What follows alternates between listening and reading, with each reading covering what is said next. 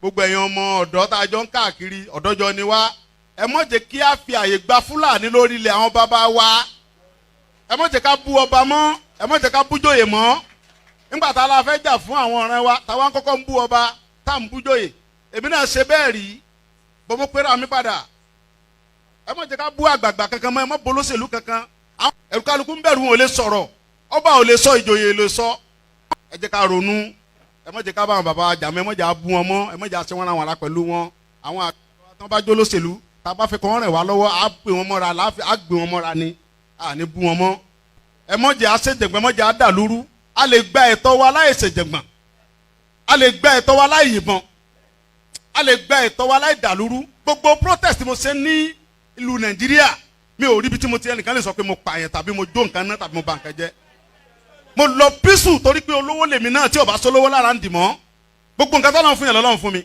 mi ṣe tálákà tó dé pé mo dìde fún jà Yorùbá big man ni mi àwọn tó jẹ́ ọ̀rẹ́ mi tó súnmọ́ mi tó ní owó ní kí ni mo wá lọ bẹ̀ pé sọ́wọ́ lè mi mò ń fẹ́ ni kí n sọ yìí tí mo fẹ́ mo ní ìsọ̀rọ̀ owó àní ọ̀rọ̀ ìran mi ni mò ń sọ kí n wọ gbowó kí n gbéra kí n pé mò ń lọ ọ̀dọ̀ ọba àgbowó mò ń lọ ọ̀dọ̀ oníbodè òfin gbowó kí n kójó wọlé kọ́kàn mi balẹ̀ kí n dá wa mọ́tò kí n mọ́ rìn bọ̀ kí Fúlàní mọ́ da mi dúró títì kí n délé kí bàbá sọ pé kí n gbé tírélà sùn kí n mọ́ gbé lọ àwọn bàbá wo lè lóko mọ́ wọn ò lè lóńdò ẹ jẹ́ ká fọwọ́sowọ́pọ̀ ká ti àwọn bàbá wa lẹ́yìn ká dá security ti wa lẹ̀ ká sọ fún wọn kí wọ́n bá wa fọwọ́ tì í ká lé wọn kó nu oko wa ẹ ṣé mo dúpẹ́ Jésù Olúwa wa. KOIKIMEDIA, we're bringing the world closer to your doorstep.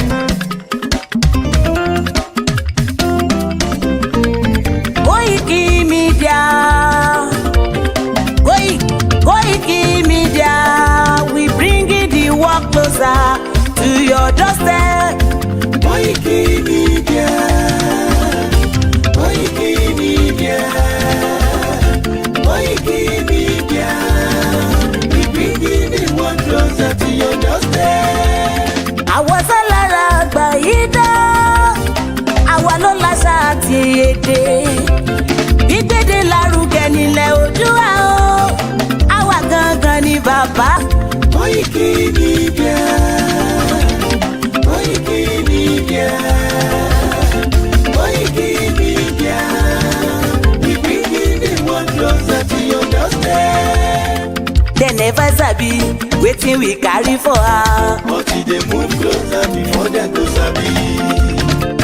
I said they never know wetin we carry for body, but they move closer before they go sabi. ọ̀kín lọ lọ́jà ẹyẹ ìníhùn ló ló lajú. ẹyẹ tó dorí kodò bí àdán ọgbẹ́jẹ lẹ́nu.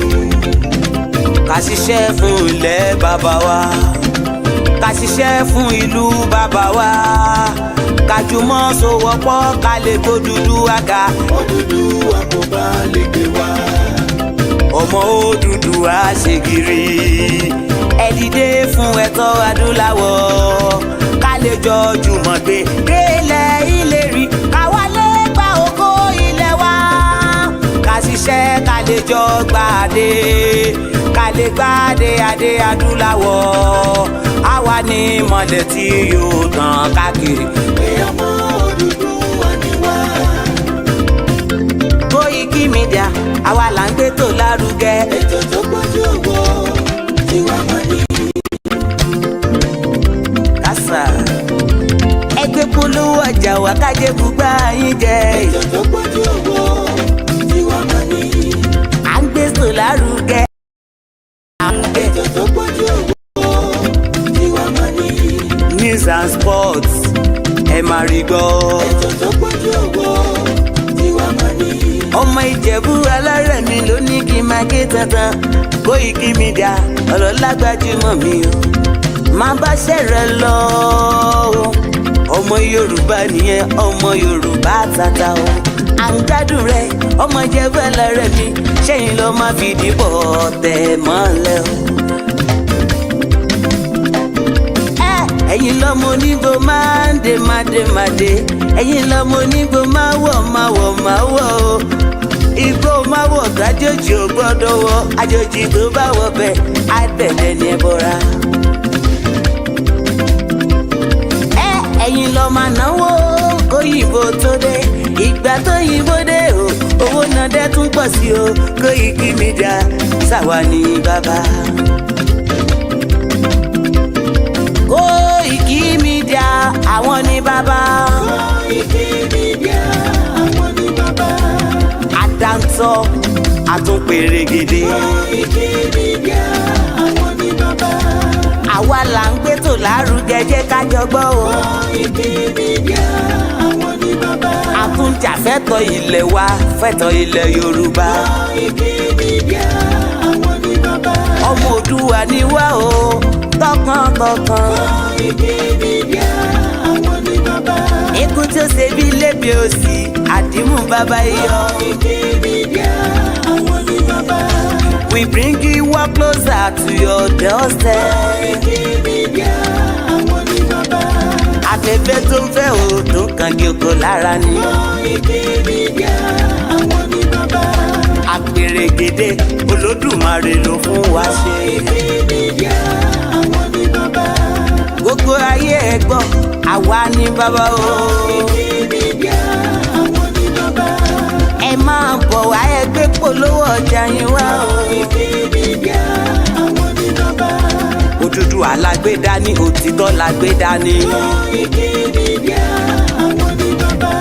A kì í sọ̀dálẹ̀, a kì í sọdí kẹta. Koiki Media àwọn ní bàbá. Àdúró tán, a tún pèrègèdè. Koiki Media àwọn ní bàbá. Koiki Media we bring you work closer to your doorstep. Àwọn ní bàbá. Koiki Media is around. To give us latest. Is around o. Give us latest. Ladies and gentlemen, Ẹ mú kalẹ̀ sílẹ̀, ẹ tẹ́tí ẹ gbọ́ ètò tó kojú gbogbo. ladies and gentlemen, Ẹ mú kalẹ̀ sílẹ̀, ẹ tẹ́tí ẹ gbọ́ ètò tó kojú gbogbo. Koiki Media is around. To give us latest. Koiki Media.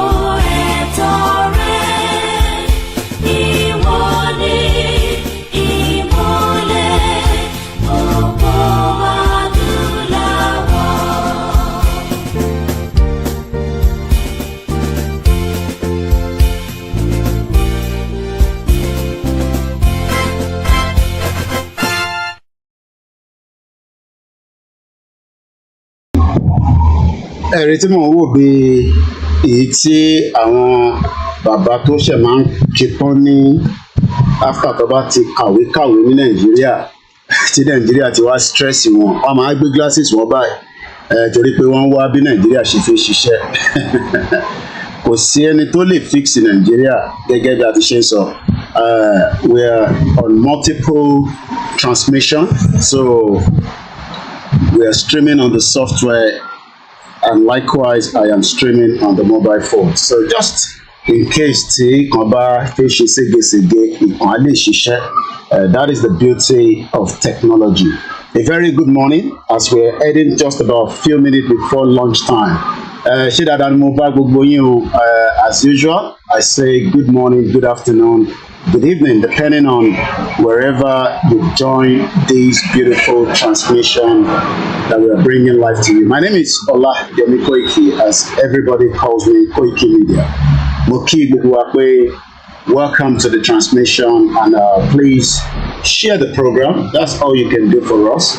Share it and invite as many people, just to let us have discussion again. Mo kí gbogbo wa lẹ́ẹ̀kan sí pé welcome and let's just akọ̀tún sọ̀rọ̀ ni. The weather is beautiful here in London. Àti lé winter lọ, but winter ti fẹ́ ṣe wá léṣe, so we actually allow winter to go, and we now have the sun that is coming all the way down on my head. I hope everybody is fine, and I hope that we all had a very beautiful night for many of us that have it. Mo kí gbogbo ẹ̀yin èèyàn wa ní all the platforms. Like I said, I have my laptop here, and likewise, I decided just to bring the laptop up because I want to do some work and also, have some conversation. There's a lot happening in Nigeria, as many of us know. Ìjọba Ìtàlómọ́kẹ́, Mr. Adeyemi Raphael.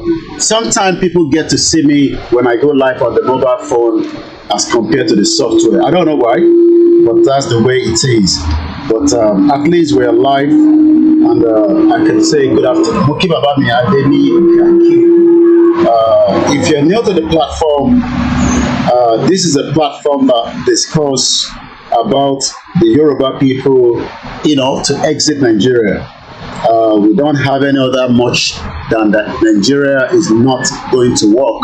So there's no amount of your effort to try to save Nigeria. It is never going to work because it is a deliberate act that they decided to put Nigeria where it is. So táwọn kan bá ní the federal government of Nigeria is making effort so that we can have a good country. Well, the same thing was said now nígbà tí Buhari wà níbẹ̀. Mo kí bàbá wa Ọ̀túnba Agunbíadé Adémọ́lá, Mr. Ayọ̀túndé Solomon. Mo kí ní gbogbo Ìbàràpá, ẹ káàsán sá, ṣé dáadáa lẹ wà. Mo ní assalamu alaikum fún gbogbo àyìn olólùfẹ́ wa, Muslim brothers and sisters. Mo kí mọ́mì mi Sarah Oyèlọ́wọ̀. Mo kí Mr. Adégoróyè Ọ̀pẹ́yẹmí Àdìsá, olórúkọ olóyè Ìgbòho Òòṣà. Mo kí Mr. Fakunmojokola. I want to thank you, White Lion, Yoruba Nation not going back. You're taking me to work. Going on a walk. I say you're going on a walk.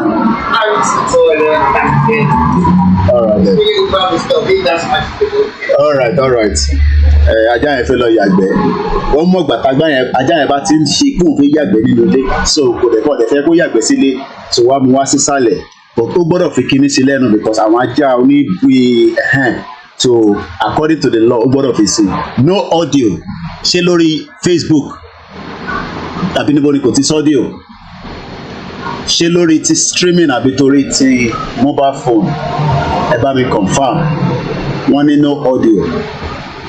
So which of it is not coming out with the audio? Ṣé ilé ìtẹ̀fẹ́ wò mí?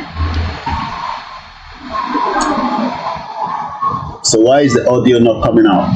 Ẹ jẹ́ kí n wò. Okay, mo mute ẹni. The audio is back. Ẹ má bínú.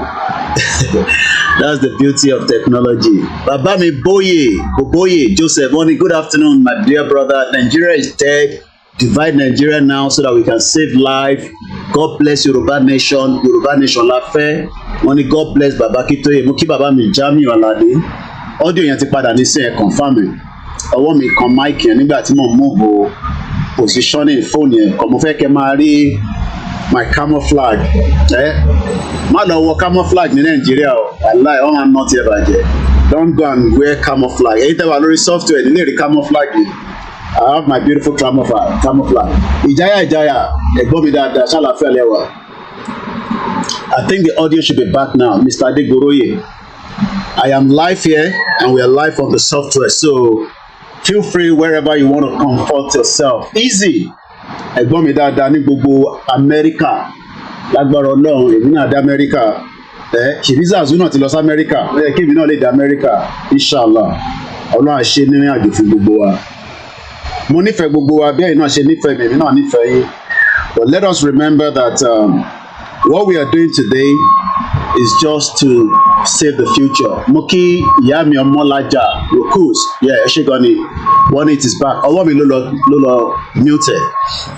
I can say that I have my laptop here Akintoye Adegoke wọ́n ní bàbá mi ní Igboho ṣá Yoruba nation no going back. So ẹ̀yin tẹ́ disagree pẹ̀lú wa náà, it's okay, you know, there for one reason or the other. Bí ẹ̀yin rí nǹkan táwọn ò rí, ó dẹ̀ possible. Ẹ̀wọ̀n pa àwọn kan lè máa rí nǹkan kan káwa máa rí. So, you know, but like I always say, time, ago, bí ṣe sọ lóru àná, time will tell.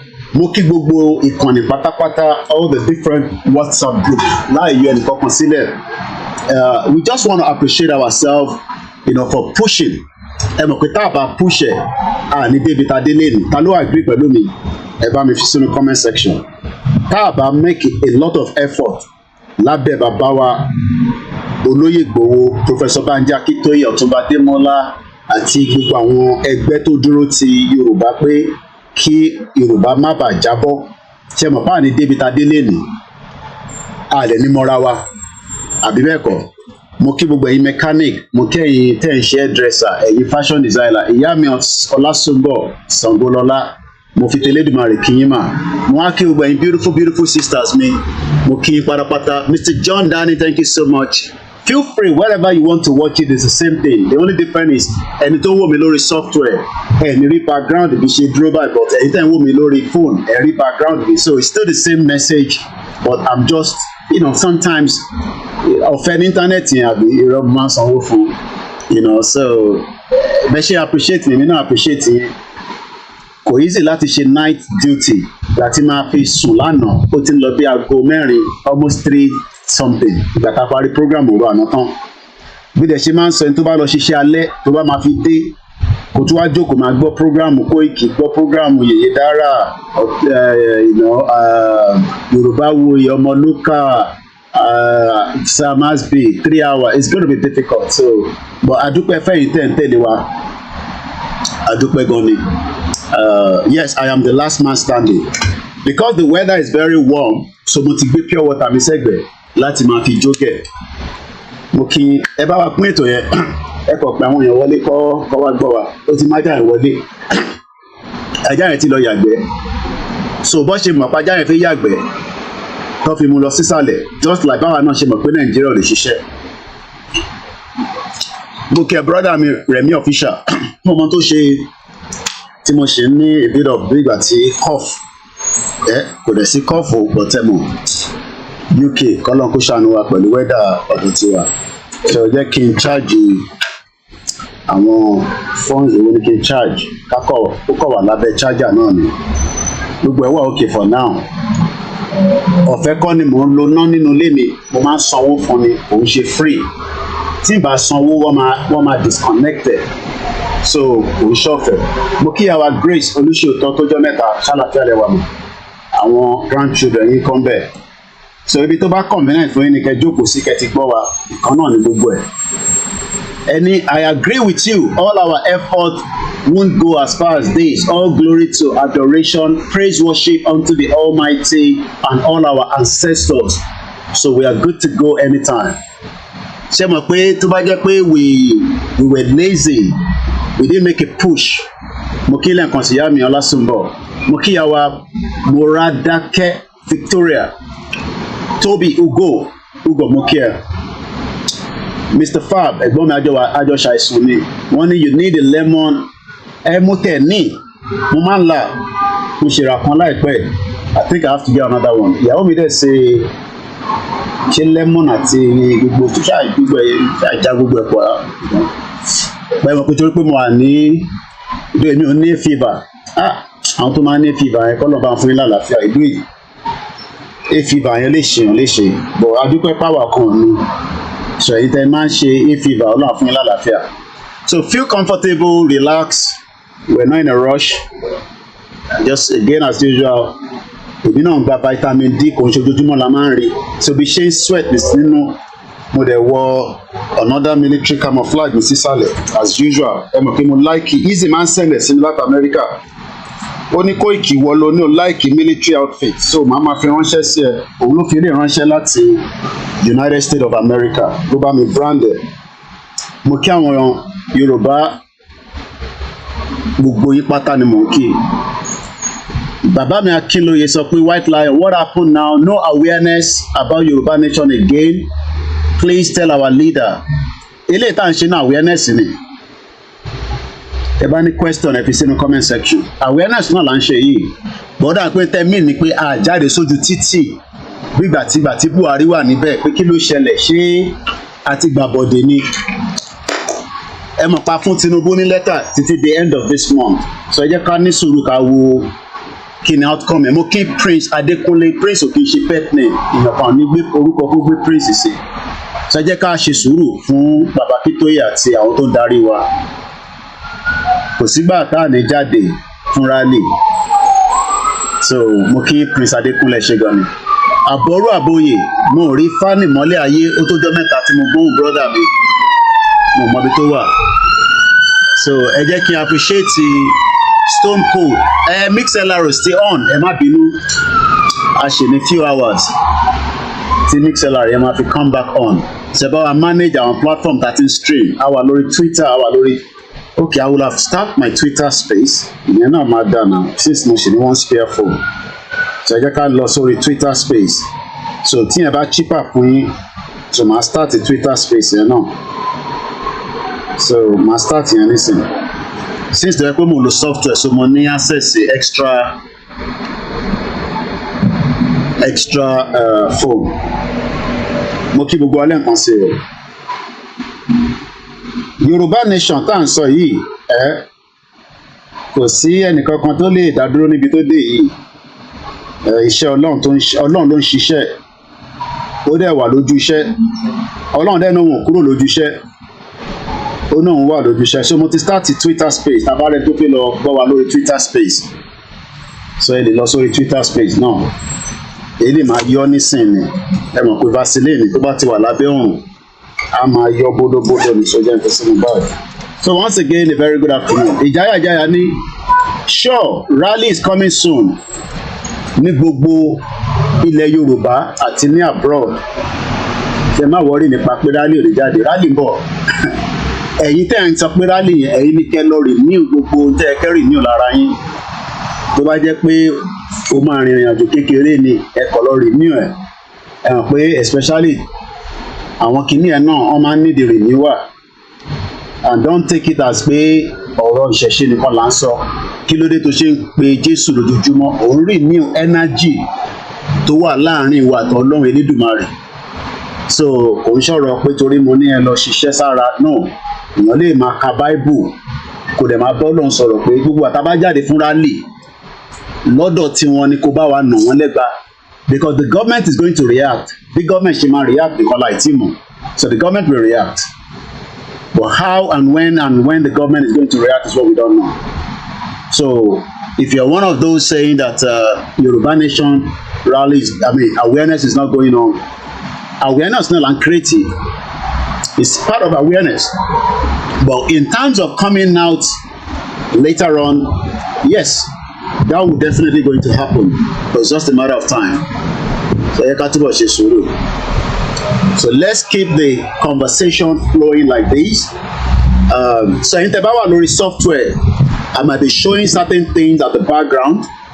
I will see. But in Tebawa Lori phone, you will just be seeing me without seeing what is happening on the software. But it's the same message. Just feel comfortable if it's about to take Lori laptop me, I'll be Lori direct like this. There's a lot happening in Nigeria that we gotta catch up with. Nobody can fix Nigeria. If you're one of those that believe that Nigeria will be fixed, you can put it in the comment section. If in the comment section, with Koiki, I think and I believe that Nigeria will work one day. We have software broadcast me that so, but I'll see how far I can manage. Whether you get as it be, only push a very mission will be. So let's see what you learn from them, and then I come out the background. Hold on, Papa, to move show the software. You must show the laptop now.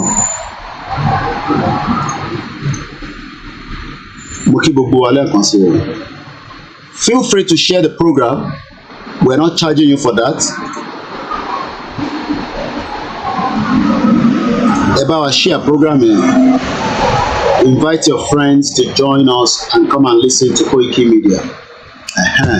So ẹ tẹ́ wa lórí laptop nísìn mo ti ń check up. Ẹ jẹ́ ká kọ́kọ́ lọ wo lánàá a sọ̀rọ̀ nípa New York Times. So the New York Times yesterday bá ṣe ń sọ lórí program wa, Nigeria confront its worst economic crisis in a generation. Mo kí Mr. Sholagbade Nasir, mo kí wẹ́n tẹ́ wà ní Canada. They are still just waking up. Àwọn ṣe ń mọ́ ọmọ lọ sí school ni. Wọ́n ní ìlú kan tó ń pè ní Nigeria is confronting its worst economic crisis. What does that mean to you? What does that mean to me? Is the economy fighting you or you are fighting the economy? Bàbá mi Adébáyọ̀ sọ pé Adébáyọ̀ Táíwò ní Nigeria is dead. It just needs to be buried. Ẹ ṣé gan ni. But the presidency was not happy, like I told you yesterday. Ijaya ni sure Nigeria can never be fixed because we are different people and different cultures and the Fulani want to take our land, so it can never work. So presidency náà dá New York Times lóhùn, and like I said yesterday, ẹ jẹ́ ká tún lọ wo New York Times. A sọ̀rọ̀ nípa New York Times pé níjọ́ wo ló dálẹ̀, ṣe rántí pa sọ lánàá. The New York Times was founded on the September 18, 1851. That was about 172 years ago.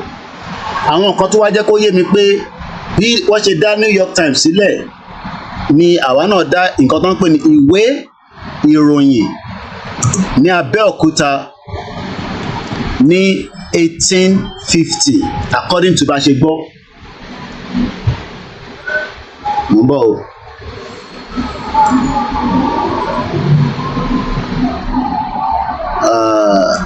Okay, jẹ́ ká ṣe báyìí.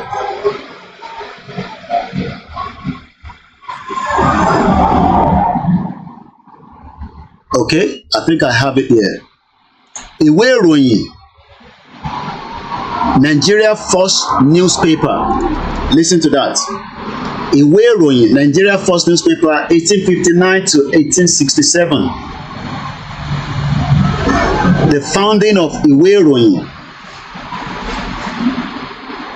The founding of Ìwé ìròyìn, the paper to first hit the street called Abeokuta on December 3rd, 1859, and was published every 14 days. Tó bá jẹ́ pé àwa ìran ọmọ aládé, we have remained as it is without that shithole country forced on us by British, because as at 1859, everybody agreed that there is nothing called Nigeria. Mo kí bàbá mi Agboola peace, Yoruba nation not going back. Everybody agrees that in 1859 there was nothing called Nigeria. Mo kí bàbá wa Oshinloye Damilare, Yoruba Abeokuta, welcome to the program. So why then are you forcing yourself, bí ọmọ Yoruba, to try to fix Nigeria? Bàbá mi Sunday Ọlájọjọ ni we need this Yoruba nation, God will help us and the peace of our land will come back. Ẹgbọ́n mi dáadáa. Ìwé ìròyìn was founded December 3rd, 1859, and it was published every 14 days. Kí lẹ rò pọ́n ṣe ń publish ẹ̀? Kí ni purpose tó fi jáde? That is who we are until the British, for their own selfish interest, amalgamated us with another indigenous ethnic, and we are not tribes. Kì í ṣe tribes. Àmọ́ra wa rí, àmọ́ Ìgbò rí, àmọ́ Haúsá rí, olúkálùkù ò mọ́ra wọn rí. We were living, yes, very close to each other, but àmọ́ra wa rí.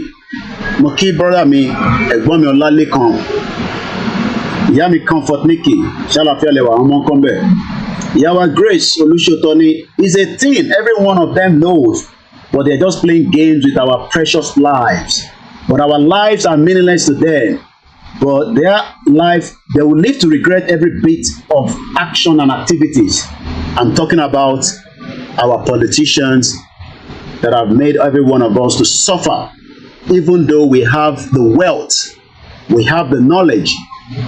New York Times cannot be as best as Ìwé Ìròyìn if truly Yoruba has remained the way it is as far back as 1859. So ìwọ tó fẹ́ parẹ́ lórí all these criminal politicians that care less about you, it is time you start thinking deep that are we sure that this country loves us, or should we go back to who we are?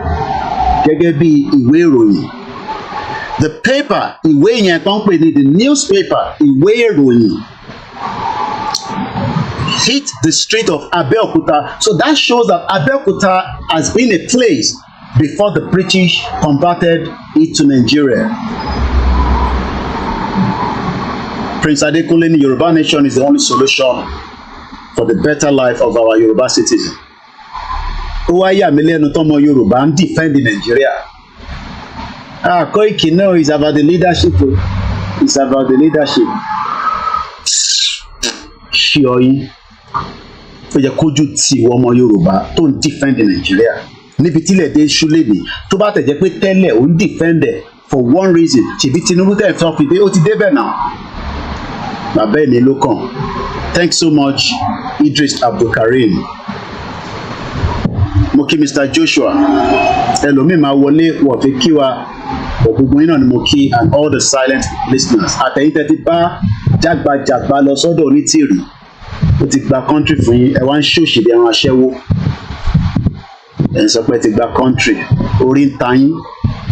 Wálé Àdé àti Ìjìlá àti Black Goat àti àjàkálẹ̀ àrùn. Ẹ̀rọ kí mi ò kí ń response wọn bọ̀ lẹ́ǹkankan bẹ́ẹ̀ just to let them know that ẹ̀ ń ṣòṣì bí ẹran aṣẹ́wó. ẹ̀yin non-nentical people. Mo kí ẹ jàre brother mi Yorùbá Abẹ́òkúta wọ́n ní good afternoon Mr. Koiki, you are a good man, God will continue blessing you in Jesus name, amen. Farabalẹ̀ kó gbọ́ wọ́n ní pépà kan wà nílùú Abẹ́òkúta ní 1859. Ẹ jẹ́ ká calculate ẹ jẹ́ ká lọ calculate kankan. Mo fẹ́ lọ mú calculator mi wá ni o. So ẹ jẹ́ ká lọ wo ẹ jẹ́ ká calculate kankan. So ẹ jẹ́ ká minus 1914 minus 1859. Má ṣe o. Ǹjẹ́ mọ iye ọdún tí ìwé ìròyìn ti exist before the 1914 amalgamation? Ta ló lè gẹ̀ẹ́sẹ̀? You just minus 1914 minus 1859. Ìwé ìròyìn tí wọ́n ní wọ́n dálẹ̀ nílùú Abẹ́òkúta ní 1859 December 3rd. That means after that paper is sílẹ̀, it took another Chemotamo. Òyìnbó ò dáa. Àwọn àbá sọ́bà àtúmọ̀ àpàbó ti tàbọn.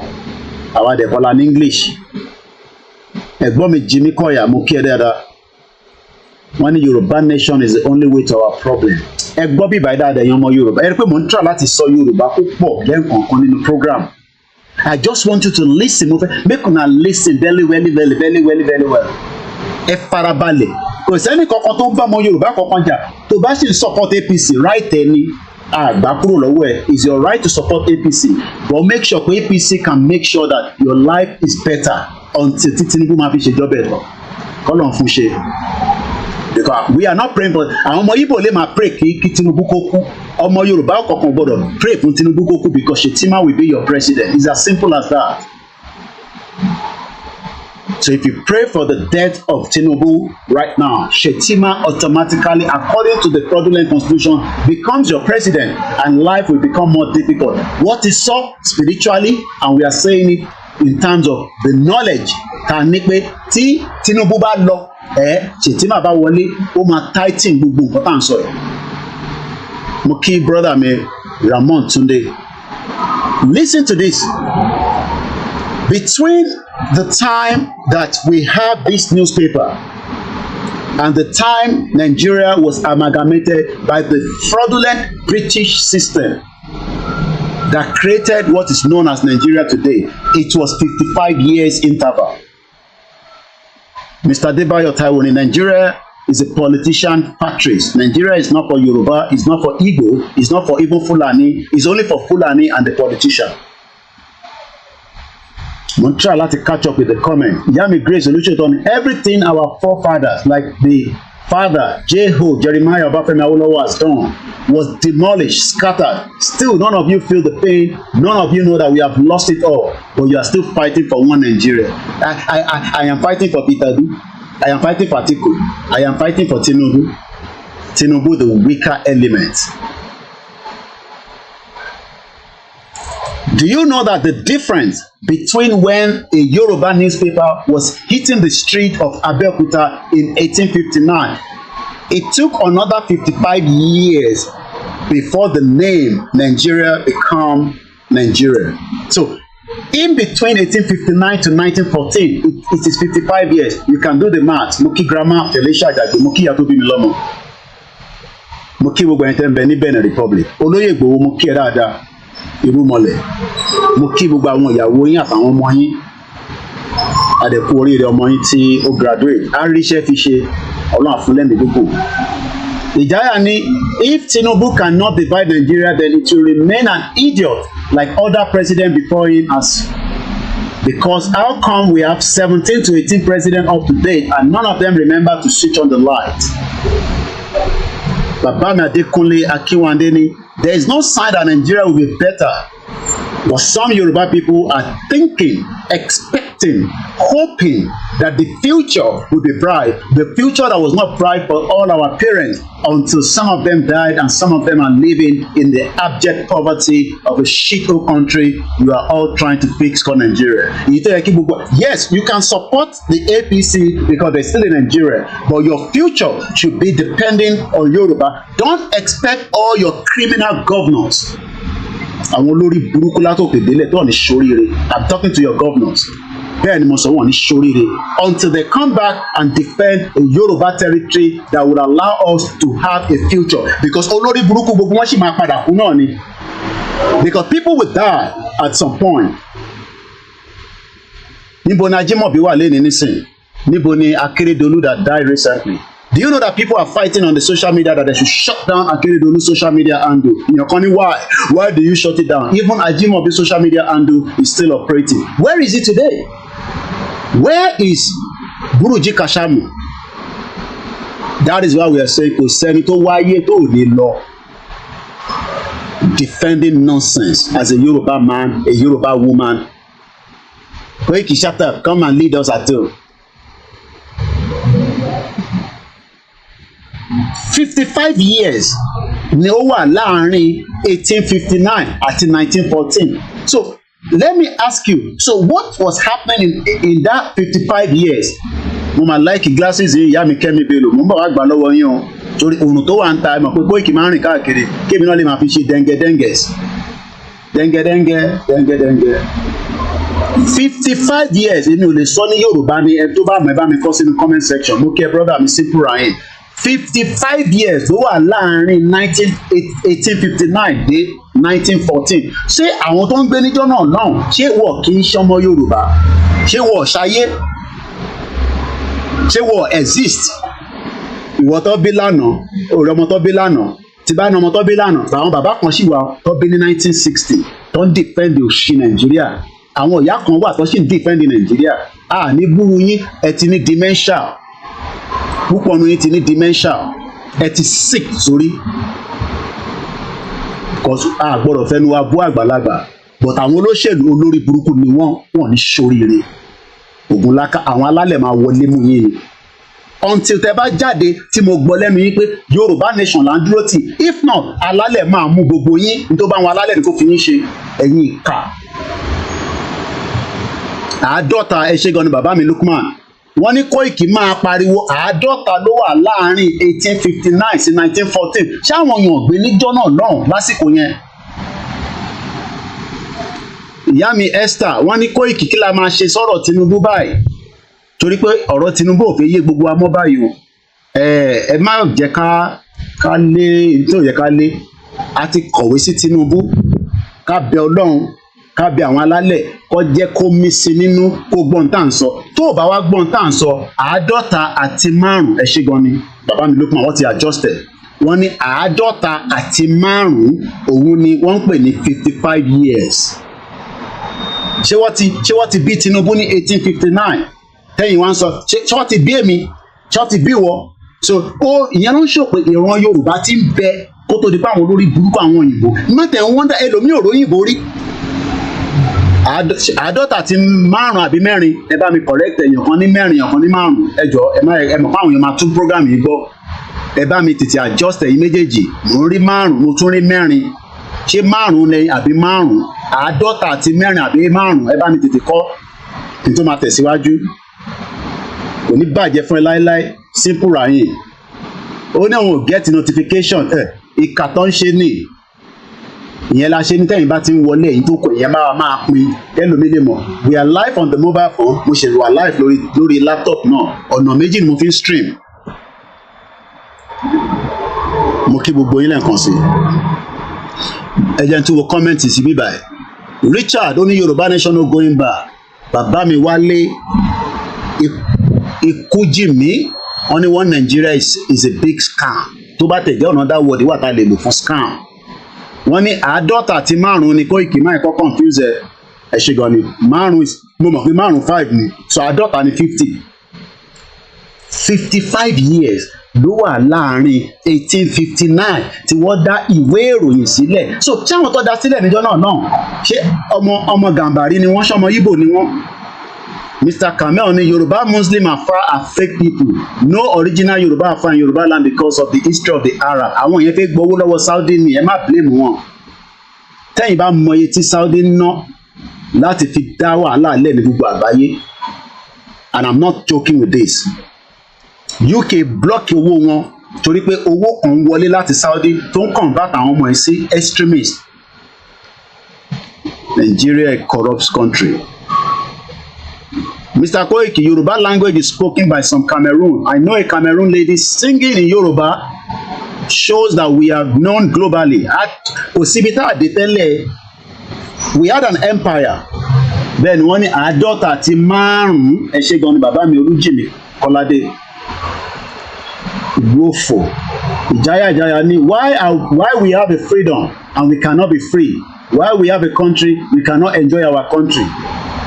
Wọ́n náà wọ́n kan bande wọ̀ fún wọn níná tó bá fún wọn níná wọn bá charge wọn. Mo kí gbogbo èèyàn wa lẹ́ẹ̀kan sí i. A sì dúró lórí the founding of ìwé ìròyìn àwa ń compare pẹ̀lú New York Times. Mo wá ń béèrè lọ́wọ́ gbogbo ọmọ Yorùbá tó ń gbọ́ mi gbọ́wọ́lé share button.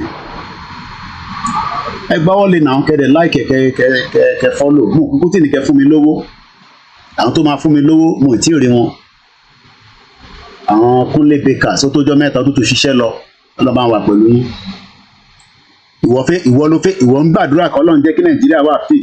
Tètè máa jẹ́ kàdúrà ẹ̀ lọ sọ́dọ̀ ilẹ̀ Yorùbá pé k'Ọlọ́run jọ nínú ọlá ẹ̀ nínú àánú ẹ̀ nínú mẹ́sì ẹ̀ kó tètè jẹ́ kí ìran Yorùbá jáde kí ẹ wá rí nǹkan pè ní transformation láàrin èmi àti ìwọ torí pé gbogbo wa la ní ọpọlọ máa wò pé ẹni tó wà lábúrọ̀dì kan ló ní ọpọlọ kò sí opportunity fún ẹni tó opportunity bá dé fún ẹ wàá rí pé yàtọ̀ wà tá a bá brush ẹ up gan wàá máa bá wa develop àwọn nǹkan tó yẹ pé a máa send lọ sí táwa náà máa lọ sí moon ṣé Elon Musk àwọn tó ń lò wọ́n ní 1859 àti dáwọ̀ èlò àwọn tó dálẹ̀ níjọ́ náà ṣé wọ́n lọ́pọlọ ni a Yoruba newspaper ní 1859 ìwọ wá fẹ́ defend Nàìjíríà torí pé ogún PhD holder master holder 55 wá sọ di ṣeréṣeré àwọn òyìnbó lórí burúkú wá rí pé àwọn eléyìí ti establish newspaper ní 1859 àwọn eléyìí ti were ahead of the game what we need to do now is we need to pull them down that's what they did in tó ṣe nìyẹn náà. The English pulled us down because they can see the future of the ìyẹn ní Yorùbá ṣe wà ní all over the world.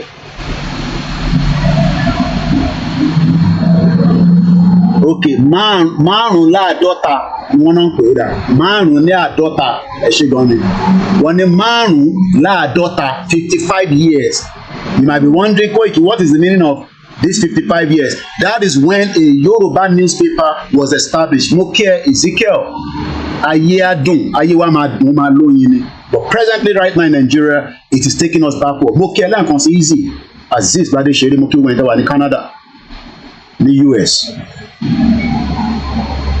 Àádọ́ta àti márùnláàádọ́ta nílẹ̀ Yorùbá ti wà in terms of a paper between that period and the fraudulent 1940 Shito amalgamation. Ìwọ wá ń defend yẹn when we should be defending ìwé ìròyìn. So let's go strictly further again.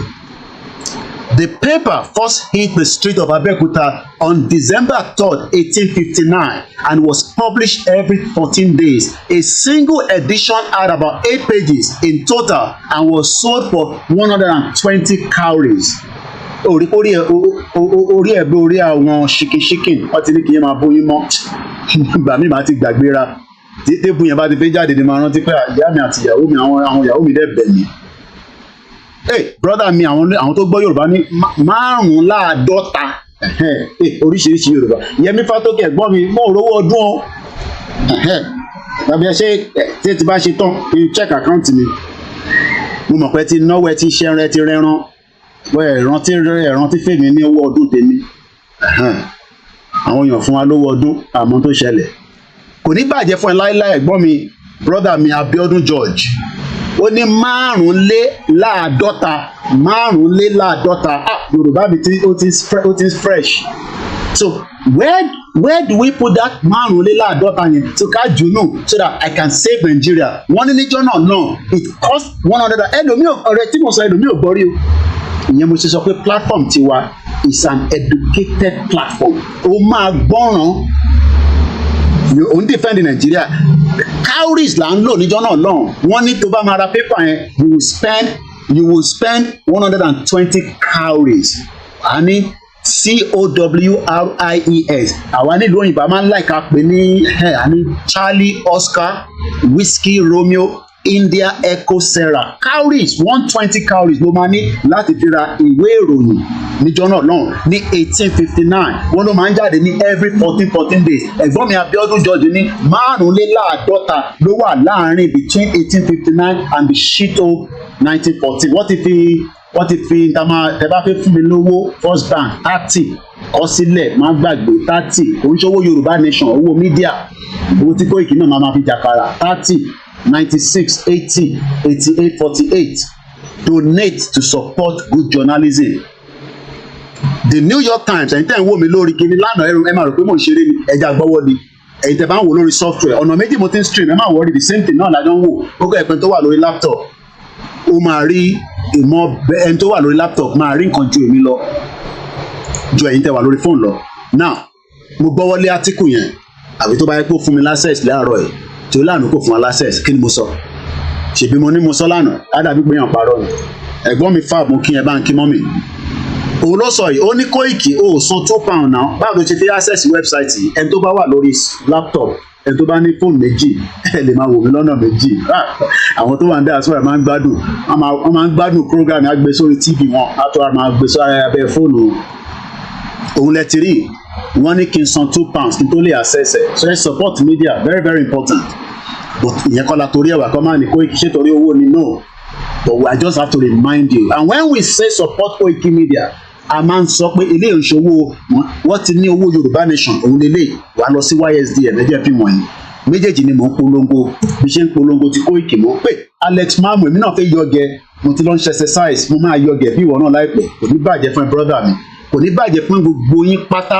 àtẹ̀mí àtẹ̀yìn ìyá mi Ọláọ̀ṣun Ashfat mo kí í mà ànọ́rọ̀ Yorùbá márùnléláàádọ́ta ló wà láàrin 1859 tó dá ìwé ìròyìn sílẹ̀ àti ìlú tó ń pè ní Nàìjíríà táwọn òyìnbó wọ́n wá change orúkọ mọ́ wa lọ́wọ́ gbogbo ala ní kingdom àti operate àwa nífẹ̀ẹ́ ara wa yes èdè ọ̀tọ̀ọ̀tọ̀ ni yes àti jagun oríṣiríṣi kí ni ẹni ṣe àwọn náà jagun wọn ní Koiki ọ̀rọ̀ wọ̀ yẹra wa irọ́ ni wọn ní yàn kan ní ó ti sàṣìwà kọ̀ọ̀rọ̀ wọ̀ yẹra wa olè tó wà láàrin àwọn olóṣèlú ló fi ń suppress gbogbo amọ́lẹ̀ ó dẹ̀ kù díẹ̀ ni mo sọ a máa kọ́kọ́ ṣe kí ni a máa fi education àfi nọra wa lójoojúmọ́ bó o bá fẹ́ gbọ́ program yẹn wàá lọ gbọ́ ìbòmíì ni wàá lọ sí ìbòmíì. So tẹ́ bá lọ sórí YSDM ó wà straightforward w mẹ́ta dot ys kò ní sẹ́yìn tẹ́ wà Nàìjíríà àkáǹtì wà tẹ́yìn lè fi 10 naira sí. Má jẹ́ kíyàn kan fọ́ọ̀sẹ̀ pé kò san 5,000 tó o bá ní 10 naira ó gbọ́dọ̀ lè san. Ìyá mi Olúṣòótọ́ ní ẹ sọpọ́ọ̀tì Koiki kí iṣẹ́ lè máa tẹ̀síwájú. By now yẹ ká máa ṣoríṣiríṣi nǹkan but bàtà rówó lọ́wọ́. But fún ẹ̀yin tẹ́ ń sọ pé ẹ fẹ́ rálì ẹ lọ fowó sí YSDM so that tí rálì bá máa jáde kò ń ṣe Koiki ló ṣẹ̀ máa lọ máa ní ẹgbàwó ẹ lọ fi ṣe kankan. No, a fi gba báǹdì ni a máa gba mọ́tò ni YSDM ló máa ṣe gbogbo iṣẹ́ yẹn. Tẹ́ ẹ bá fowó síbẹ̀ kò sí nǹkan kan tó lè ṣẹlẹ̀. Mo kí ẹlẹ́ǹkan sí Alex máa mú kú iṣẹ́ takuntakun. Mo kí ọmọ ẹ̀ tẹ́ wà lẹ́nu iṣẹ́ lọ́wọ́lọ́wọ́ báyìí. Iṣẹ́ lóògùn iṣẹ́ wà fúnlẹ̀ wá.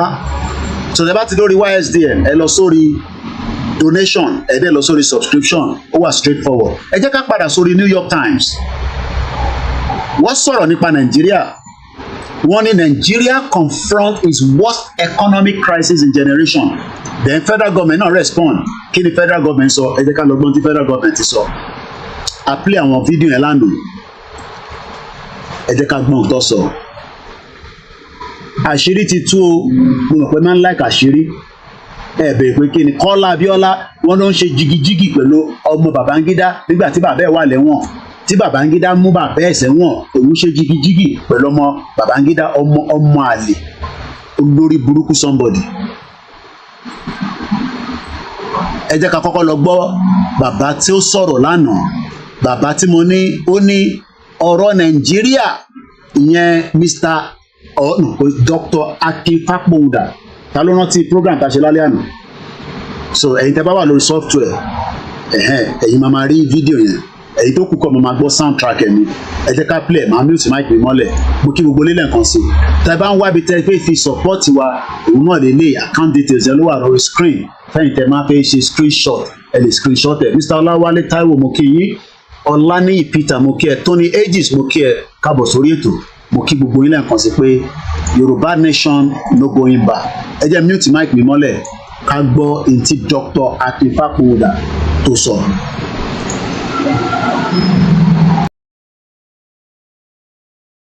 The way no other word or expression has done in living memory. That conversation had been low profile from the very foundations of Nigeria. But why has it become such a thorny issue across the country over the past decade or so? Well, joining us now to discuss all the emerging angles to it is Dr. Akintoye, a retired public servant, as it prefers to be identified, and Secretary, Eminent Elders Forum. Good morning, Dr. Fakunda. Good to have you join us this beautiful Sunday Saturday on the morning show. Good morning to you. Good morning to viewers today. Happy Father's Day to everyone. Thank you so much, sir. Happy Father's Day to you too. All right, let's talk restructuring. Let's talk Nigeria, sir. I'm aware, as many people are, that you have submitted a letter, a draft bill to the presidency after some initial issues around the propriety of sending it to the House of Representatives, basically seeking to have Nigeria restructured. Tell us why this is your concern at this point, what the draft bill is about, and what are you trying to achieve? Are you speaking for yourself, or are you speaking for either the Afenifere or the Yoruba Elders Council? Thank you very much. So many questions roll into one. The bottom line is that it is now time. The time has come for us to change the structure of Nigeria. If we don't do it now, and we go into the next election in 2017 with what we have now. 2027, sir. Then we are doing the same 27. Then we are doing the same things and the same way, and we're expecting a better result. We don't have a good outcome of what we have had in 2023. We've not had a good outcome in what we have had since the beginning of 1999, this administration, this dispensation. So it is time for this country to do something in the next couple of months. And being a student of of Nigerian politics at my age, I know, for instance, you cannot get anything done through National Assembly as a private member, private citizen. It will not fly. It will just die in the committee. It's only the president that can forward a bill to National Assembly that has a very high chance of passage. What I did was to articulate the features of what should be in a restructured Nigeria.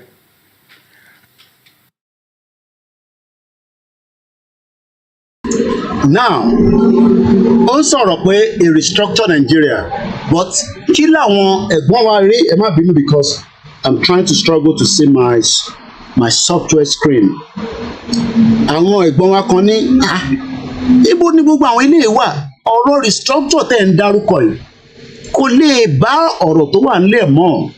Ẹ jẹ́ ká gbọ́ ntí brother wa George Akinola, ẹ jẹ́ ká gbọ́n táwọn sọ nípa ọ̀rọ̀ restructure. Àwa padà sórí fídíò yẹn, ẹ jẹ́ kí mute mic mi mọ́lẹ̀. Impediment to Yoruba development is impediment to Yoruba development. Without Nigeria, we won't be where we are. 1960, we were far ahead of South Korea and North Korea. We were far ahead of China even. We had television before France. We had radio before South Africa. Now look at where we are today. I think it's a shame that even any Yoruba man can be talking about restructuring at this point in time.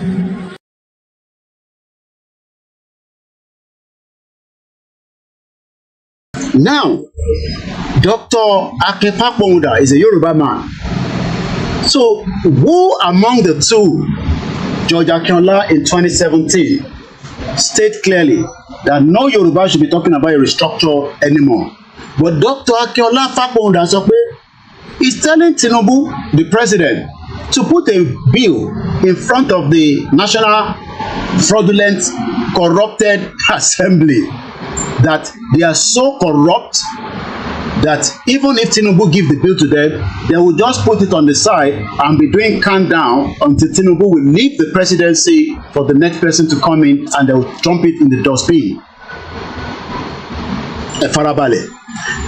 If George Akinola in 2017 was telling us that it is just too late to restructure Nigeria and no Yoruba man should be talking about a restructured Nigeria, but in 21st century, in 2024, Dr. Akefakponda says òun fẹ́ sọ̀rọ̀ restructuring, but as a private citizen he cannot do it. He is now telling President Tinubu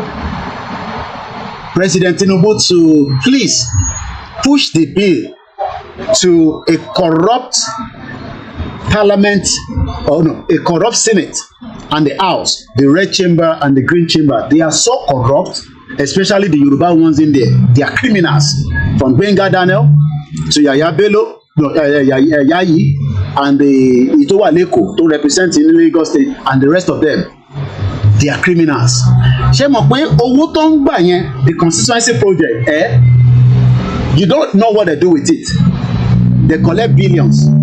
Wọ́n náà ní omi tó fẹ́ ṣe sádùúgbò wọn. Wọ́n náà ní kankan tó fẹ́ ṣe. According to the constitution, they give them the money. Nobody is accounted, no auditing, no question is asked. Tó bá béèrè question lọ́wọ́ wọn, wọ́n á rán àwọn thugs wọn kọ́ wá pa ẹ́ sílẹ̀. And that is why a lot of Yoruba people kept quiet. Let's complete what Akinola said, and we go back to the video of Dr. Akefakponda. What are we restructuring? This country that is already shot to pieces? I don't think that's what we want. But they are always talking about giving Nigeria a chance. The process of Yoruba with Nigeria has come to an end. If it has come to an end, why then are still some Yoruba people pushing us into the dungeon? I am not talking about the Fulani that are killing us in the forest. Economically wise, there's nothing you will do to revive the Yoruba economy as it stands today. Papa Smith, Mokiyisa, Kamel Abbas, the problem of one Nigeria is Igbo, Hausa, Fulani is a criminal, political, and a slavery foreign. There is no amount of your effort. I am Sophie, there is no amount of your effort and my effort in terms of pushing our investment in Yoruba land today that you will survive. That is why businesses are closing down. I am not talking about the attacks by the Fulani terrorists. I am talking about economic-wise generally. Look, if you like this, go lọ sí hotel, kó ká àwọn aṣẹ́wó síbẹ̀, kò lè fruitful. It will eventually close down along the line one day. Àfi tó bá jẹ́ pé owó cocaine, àbówó ogbó, àbówó olù ló fi operate.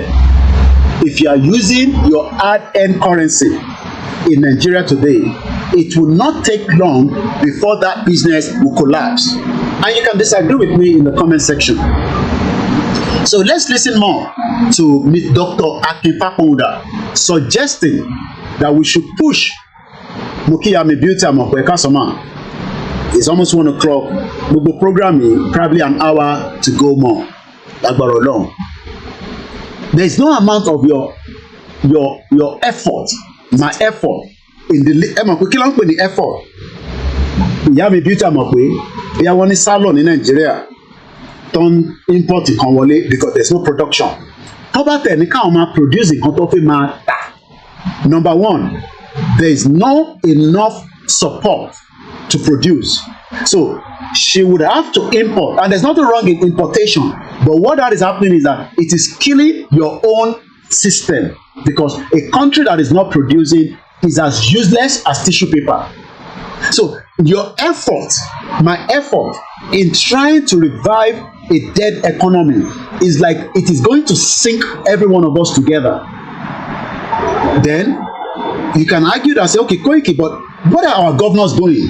KOIKIMEDIA, I have 27 seconds because Instagram gives only 1 hour for us to go and come back. Your effort and my effort would not make any impact to drive the Yoruba land economy. Yes, I'm in Ajala, but they are struggling. They are really, really struggling, even with all their effort. Because it's a dead economy in what you operate. They are operating inside what is known as a dead economy, which is called Nigeria. Because the Nigerian economy is dead, and nobody, not even President Tinubu, can revive it. It is dead. There is no amount of our effort to revive it. There is no amount. It is dead. Thank you so much, Papa Smith. So when people like these are pushing that, oh, Nigeria will flourish. No, stop talking like that, because according to the New York Times, stated clearly that Nigeria confronts its worst economic crisis in a generation. So what that is meant for a layman is that even for you to produce your pure water, that your pure water, there will be not enough. Yes, you have the water, but there are certain things that you need that would have to be imported for the finishing of that production, which the country does not have. So let's listen a little bit more to Dr. Akintoye. Those are the Yorubas that are pushing for the restructured Nigeria. And it is not, I remember when this came out, everybody was excited, hey, they are going to, House of Assembly, they are talking about it. No, they are not talking about it yet. It is not even in the Senate or the House, right now, because the person that wrote the draft is a private citizen. He is now pleading with President Tinubu to push the agenda, Mukia Lagos for sure, for a restructure bill that the House, that are criminals, that the North has a majority against the South and the Southeast. They play. Let's go back and listen to him a little bit more.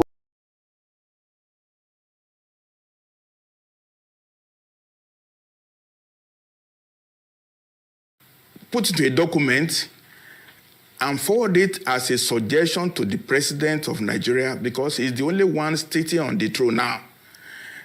It's now left to him to really go deep into a sense of nationalism and patriotism, to do something about it, because it's talking about nationalism. If Tinubu has the will, for argument's sake, let me play the devil advocate. Should President Bola Tinubu have the desire, the wish to bring back a regional system of government, a restructured Nigeria, she do not have the same true nationalism like Tinubu? Question mark. Ṣé gbogbo àwọn tó wà ní Senate, including the criminal Yorubas that will fight Tinubu behind the scene to make sure that that bill does not even go through stage 1. People like Yayi, Olori Buruku, and if you don't know who Yayi is, Olori software, let me show you some of these criminals. So let's do it this way. Southwest, let's go and look at their faces and their names. Southwest senators. Ẹ jẹ́ ká lọ wo Southwest senators, Nigeria.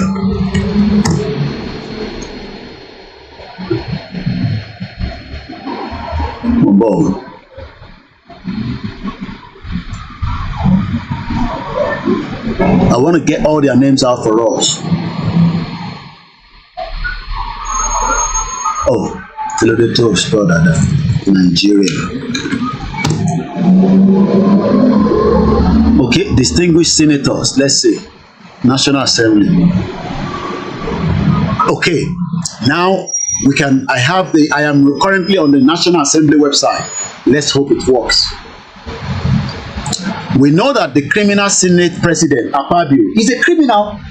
Gbogbo wọn ni criminal. Akpabio is also nursing a presidency. Òun náà fẹ́ jẹ president bó ṣe wà yẹn.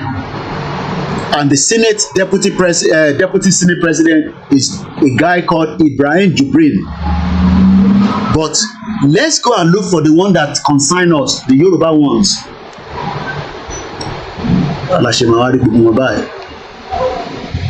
Okay, I will start with, okay, I'll do it this way. Ogun State, Ademola Solomon Yayi, another fraudulent Yoruba criminal, is a senator. System. That is his face. He was one time the senator in Alimosho. Ǹjẹ́ yìí rò pé àwọn eléyìí wọ́n máa gbàdúrà pé kí ìran Yorùbá dá dúró látara mùdùmùdù tó ń jẹ ẹ̀rọ orí ẹ̀ borí bọ́ọ̀lù méjì tó ń gbá lọ́wọ́lọ́wọ́ ní Germany. They are criminals. Ó sá kúrò ní Alimosho, ó tún lọ join wọn ní Ogun State. He is currently Ogun West APC. He is a Yoruba man. He is a criminal. These are the people that will truncate matter kan. Àwọn ló máa dá lágbóòlù. Mo kí gbogbo àwọn ọba tó bá wà lábẹ́ ètò kan gbọ́ wá. Mo kí gbogbo ilé kan sí. Mo kí Ọọ̀ni of Ifẹ̀, Ọ̀jájá the second. Mo kí bàbá wa Àwùjalẹ̀. Mo kí gbogbo Èwe Adó Èkìtì, bàbá mi Bàrígà. Mo dẹ̀ kí gbogbo àwọn ọba gbogbo ọba ilẹ̀ Yorùbá. Ìgbòho ti ní kò sẹ́ni kankan tó gbọ́dọ̀ bu ọba kankan mọ́ nílẹ̀ Yorùbá. Adémọ́lá, èmi ò pè ní senator lè ní. Tó ń pè ní Solomon Ọlámilékan, ọmọ ń pè ní ya. If I was in Nigeria right now, wọ́n á ti rán àwọn criminal gang àwọn tó jẹ́ pé wọ́n fìyà jẹ yín, wọ́n á ti ní kẹ́ wá dé pẹ̀lú wa. But Ọlọ́run dẹ̀ ṣe àsìn ní Nigeria. You are all bunch of criminals. Not you. I'm talking to Senator Adémọ́lá. Mo tún pè ní senator ọmọ Yorùbá. Mo tún pè ní senator criminal. Where is Buruji Kashamu lẹ́nu? Buruji Kashamu lè máa lọ máa dọ̀bálẹ̀ fún ló ń fún yín ní tẹ́tẹ́ ń kọ́bọ̀. When we are talking about 1859, ìwé ìròyìn Yorùbá ti jáde tó jẹ́ pé a lè máa sọ fún gọ́ọ̀mẹ̀ntì wa pé àwọn tó èyí ti ṣe fún níbí àwọn tó, and after that 1859 wọ́n bẹ̀rẹ̀ sí í ṣe oríṣiríṣi during the western region. Wọ́n dá gbogbo ẹ̀. Now ẹ jẹ́ ká lọ wo wọ́n pè kan ní Senator Adetokunbo Abiru Mukaila, criminal, one bastard olè. Until tí gbogbo yín bá sọ̀rọ̀ nípa Yorùbá nation in Senate, you are all criminals. Ó lè dá fún gbogbo yín.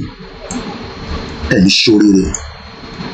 ẹ̀yin fẹ́ máa jayé kíyà máa jà wá bí àwọn alálẹ̀ máa mú gbogbo yín ni àwọn alálẹ̀ ò ní jẹ́ kẹ́ ẹ sùn lálẹ́ wọ́n máa disturb yín wọ́n máa yọ sí ojú tìyẹn lélẹ̀ ojú olè rèé òun lélẹ̀.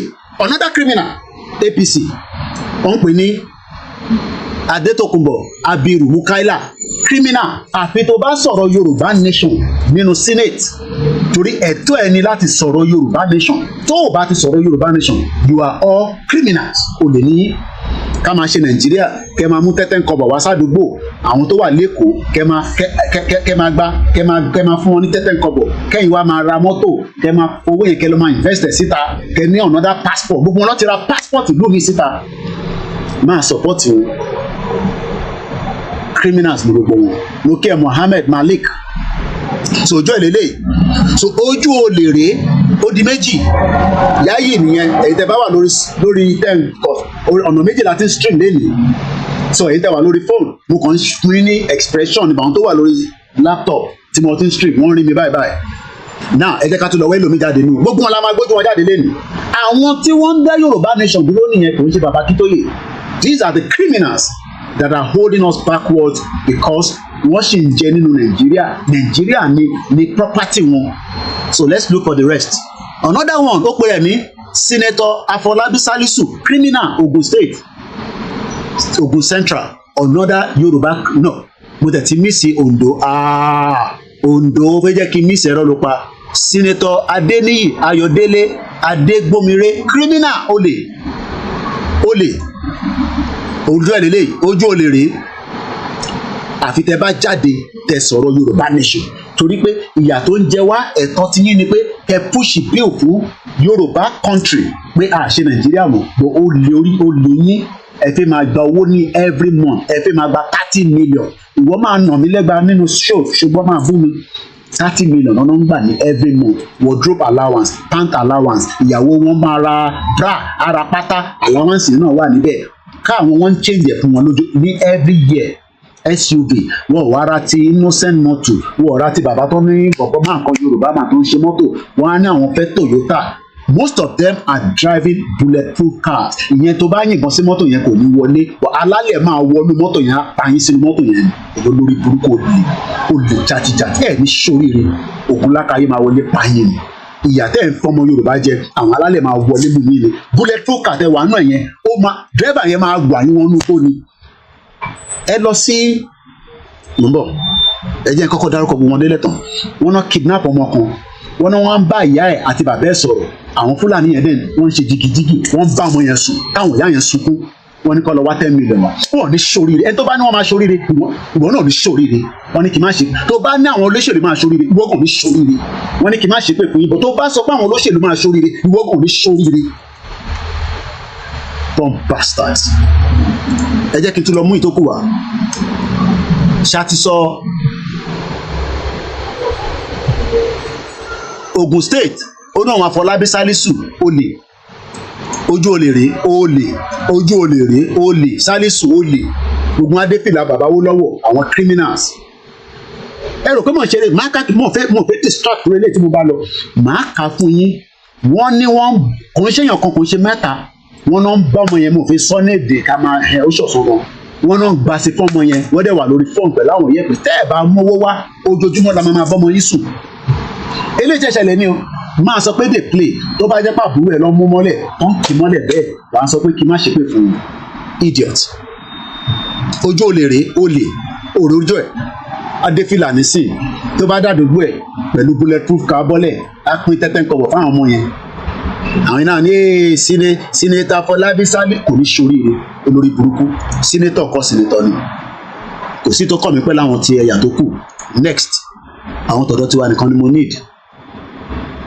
Ọ̀yọ́ eléyìí tó ń jẹ́ Buhari bí Fúlàní ni ó náà ẹlòmíràn mọ gbogbo àwọn tá à ń sọ yìí ó wọ́n máa wá sórí orí platform ẹ máa bọ́ àwa torí pé àwa wà lórí social media lójú ṣọlẹ tí bá send email sí MP mi láàárọ̀ ó gbọ́dọ̀ dá mi lóhùn within 7 days kò tẹ́ ń ṣe late election bọ̀ nísìn tí gbogbo wọn táyà wọn ń já torí bí nǹkan ṣe ń lọ lọ́wọ́lọ́wọ́ ó ṣeéṣe kí conservative kó lose election 14 years wọ́n ti ní wá lára a máa lé wọn lọ ni kò dẹ̀ sẹ́ni tó máa dìbò tó máa nà pa nídìí July 4 mo lọ tẹ̀ka màá ṣe òyìn ní life yẹn tí bá ti ń lọ mo lọ tẹ̀ka Senator Buhari Abdulfatai Ọmọ́táyọ̀ Fúlàní lélẹ̀ máa jẹ́ Ọ̀yọ́ North olórí burúkú gbogbo ìlú Ọ̀yọ́ nísìnyí náà ń jìyà tí à ń jẹ wọ́n ojú olè rèé olè gbogbo yìí ni máa gbójú síta nísìnyí ẹ̀rọ rí ẹ̀ bó ṣe tó kẹ̀m̀bẹ̀kẹ̀m̀bẹ̀ ẹ̀rọ rí ẹ̀ bó ṣe tó kẹ̀m̀bẹ̀kẹ̀m̀bẹ̀ òun lélẹ́yìí ẹ má mix ẹ̀ papọ̀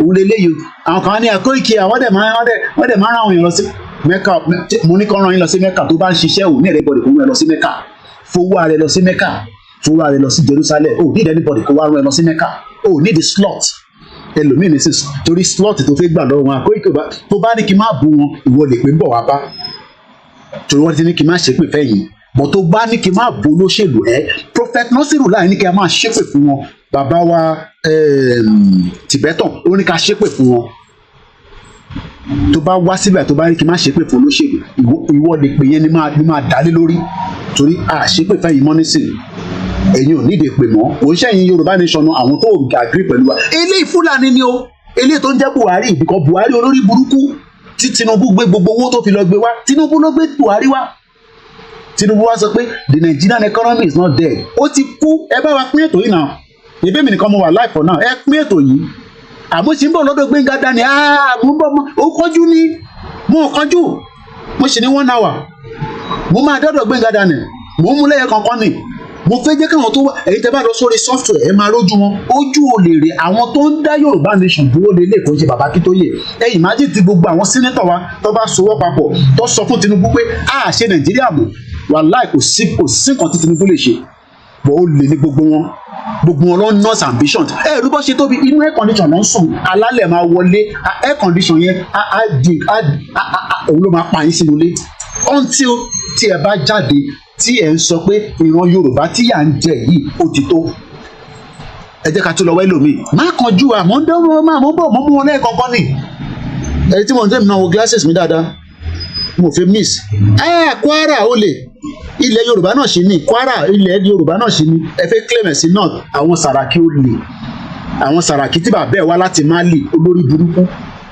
419 eléyìí ní Senator Ashiru Yisa àwọn Fúlàní náà lélẹ̀ òun ni ó sọ òun ni senator yín fún Kwara South ẹlòmíì ò mọ gbogbo àwọn táwọn dárúkọ yìí a máa wá sórí social media ignorant yín ìlú ìwà láti máa educate la máa ṣí etí yín eléyìí ló ń represent yín ní Kwara ẹja wojú olè òrè yẹn eléyìí gòrò ó náà Senator Ashiru Oyèlọlá Yisa Fúlàní òròrí ẹ̀ a ní Koiki àwọn ọdẹ máa ń ṣe donation ká tó ní the donation ò fọyín internet ní pé ká ní government tó ń ṣiṣẹ́ tó máa wà accountable fún every single one of us tí ebi bá ń pẹ́ wà á lọ sí job center wà á lọ sọ fún wọn pé ebi ń pẹ́ wà á fún ẹ lówó mú kí ìjọba àtàdó òun ṣe pé kó máa sọ pé wọ́n kó rẹ̀ sí wa wọ́n kó báàgì wa ìyẹn ni Tinubu Malaye ló fi bùbúùsù yín ẹ̀rí mọ́tò tó kó sínú ọgbà ẹ̀ ṣèbí torí pé àwọn eléyìí kì í ṣe bí Tinubu Malaye ní gbogbo wọn ló ní mọ́tò ńláńláńlá bullet proof kà lọ́ọ́ lò bọ́ bá ń lọ ọlọ́pàá tó ń gbé lọ nìkan ni ó máa pa because bullet proof car tẹ bá yìnbọn fún kò ní wọlé bọ́ alálẹ̀ máa wọnú bullet proof car yẹn á ṣiṣẹ́ tó yẹ kó ṣe fún yín mọ́ bẹ́ẹ̀ torí ìkànnì yín tó ní Adigunmọ́kẹ́ wicked people ẹ jẹ́ ká lọ wá àwọn tó kù jáde a ti sọ Buhari Abdulfatai Ọmọ́táyọ̀ Ọ̀yọ́ North tí a ti sọ yẹn àfẹ́mísì yẹn kankan a ti sọ yẹn ẹ jẹ́ ká lọ sí the next one. Ọ̀ṣun gbogbo góòlù yìí lélẹ̀ tí máa gbé fáwọn àwọn China àwọn olórí burúkú olè ìyẹn lọ ṣe fẹ́ jẹ́ ká respect àwọn ọba wa torí pé wọ́n mọ̀ pé àwọn làwọn ń darí àwọn kánsẹ́lọ̀ tó wá ń darí àwọn ọba ṣó jẹ́ káwọn ọba máa lísìn sáwọn olórí burúkú yìí ọ̀bí bàbá yín dá ní UK kí politician kan ní UK sọ pé òun ní influence ju King Charles lọ Ògún fẹ́ pa ẹ́ nìyẹn Ògún fẹ́ pa ẹ́ Ògún máa pa ẹ́ King Charles ọba lẹ́gbù yìí Rishi Sunak wá ní ó ń ṣiṣẹ́ fún ọba ní bó ṣe jẹ́ kó rí nìyẹn Rishi Sunak kì í ṣiṣẹ́ fún King Charles ni ọ̀bídà kó jáde kó ó lówó bọ̀wọ̀ bíbà bẹ́ẹ̀ dà àwọn olórí burúkú àwọn ilé nísìn ìtàn ṣe ni pé tó dà kọ́ lè máa suppress àwọn ọba mọ́lẹ̀ Ṣèyí Mákindé wọn náà fẹ́ ta slọ́ọ̀tì Aláàfin ọ̀pọ̀ Ọ̀yọ́ alálẹ̀ máa mú ẹ ṣé o máa fọwọ́ tí wọ́n ẹ Prophet Nasiru láì ti wọ́n ẹ ìjọba Ọ̀yọ́ ó máa bàjẹ́ mú ẹ lórí gbẹ̀yìn náà olórí burúkú lè 419 òròjú a máa ṣe kùnkùnkùnkùnkùnkùn wọn ní gbogbo wọn ṣiṣẹ́ oil and gas owó lẹ fi ṣiṣẹ́ ó lè ní gbogbo yín oil and gas òfowó àwọn eléyìí ẹ̀yin náà ṣe lè ṣiṣẹ́ ní oil and gas ó ṣe jáwọn nìkan wọn ṣiṣẹ́ ní oil and gas tó fi ń rówó they are criminals ní gbogbo wọn àwọn olóṣèlú tó jẹ́ ká lọ mú eléyìí náà jáde Ondo senator ẹ má ti lọ kìnnà another one wà lọ́sùn ó náà wọn senator Francis Adeniyi ẹlòmí ọmọ senator wọn a wá sórí social media ìtẹ́ ẹ̀kọ́ gbọ́ràn àwa ló máa bá jà eléyìí ló represent ní Ọ̀ṣun ojú ẹ̀ líle ojú olè rèé òrórí ẹ̀ bó ṣe rí olè ojú olè rèé senator Francis Adeniyi fàdáhùn sí olè nìyẹn torí à ń sọ̀rọ̀ Yorùbá nation ẹ̀dá sí olè ní gbogbo yín ẹ má náà ṣiṣẹ́ lábẹ́lẹ̀ ìgbóhùn síta. All right, have a great day. Ó lé ní gbogbo wọn ẹ má sọ fún mi pé wọ́n ń ṣiṣẹ́ lábẹ́lẹ̀ kọ́ gbóhùn síta ká gbóhùn wọn ó ṣe pé kọ́ máa ní wọ́n ń ṣiṣẹ́ lábẹ́lẹ̀ òun ló ń pè ní senator Francis Adeniyi fàdáhùn sí òun ló ń represent yín ní Ọ̀ṣun ìyẹn ní Ọ̀ṣun East pẹ̀lú PDP olè now ẹ já lọ sóńdó Ondo South ó náà ń senator Ibrahim Jimoh olè another criminal ó dà pé mo máa ń rí ojú eléyìí dáadáa elépo rọ̀bì lélẹ́yìí olè lélẹ́yìí àwọn elépo rọ̀bì lélẹ́yìí olè bí bó ṣe wà yẹn àwọn tó ń fi ayé níyín lára làwọn ilé tí mò ń dárúkọ rẹ̀ àwọn tó ń fi ayé níyín lára òun ni gbogbo wọn pátá senator Ibrahim Jimoh wins Ondo South criminal ẹ jẹ́ ká lọ sí the next one sí tó kàn mí pẹ̀lú Kánò tó kàn mí pẹ̀lú ilẹ̀ tó kù a ṣèṣe ní Ondo kan níbí báyìí senator Ìpínsàgbà Emmanuel Ọlájídé Ondo North another criminal olè Ajíbólè olè Ajíbólè olè ojú ẹ̀ lílé olè Ajíbólè olè Ajíbólè olè ní gbogbo wọn ó kù díẹ̀ ní ọ̀kan máa pè ó àgbàkọ́ senator Justice Olúgbénga ibo ló ti rí Justice ó lè Gbénga Daniel ó ṣe ọdún 8 lógùn state orí bó ṣe bà ayé gbogbo wa jẹ́ wọ́n ní anáwọn kan òdìbò fóun sotori ẹ̀ kò ṣe títì tó lọ sọ́nà abúlé tèmi criminal ṣé irú ìjọba tẹfẹ́ nìyàn bí ìjọba tó máa vóòtì fún wọn tó máa ní torí pé ìwọ vóòtì fáwọn wọ́n ọ̀dẹ̀ ní gbé development wá sádùúgbò yìí. Is that not what Gbenga Daniel did? Olè Ajíbólè April 6, 1956 olórí burúkú ẹ̀ 4 years before independence ni wọ́n bí Gbenga Daniel. Olè ó jalè títí ní State House ó tún ti sá lọ sí Senate. Mòró àti ìyá àdúrà kí lẹ̀ ń ṣe pẹ̀lú gbogbo àwọn criminal politician yẹn ẹ̀kọ́ máa jẹ́ kó ta epo sí aṣọ yín ni ẹ fi àwọn politician sílẹ̀ ìyá àdúrà ẹ̀dá fẹ́ ṣe program kan wá lọ ń bá Gbenga Daniel ṣẹ́yìn ọmọ kó lè ní Gbenga Daniel ni àwa dẹ̀ nífẹ̀ẹ́ yín àwa nífẹ̀ẹ́ yín tọkàntọkàn bẹ́ẹ̀ bá ti ń súnmọ́ àwọn olóṣèlú yẹn máa fún wa ní suspicious mind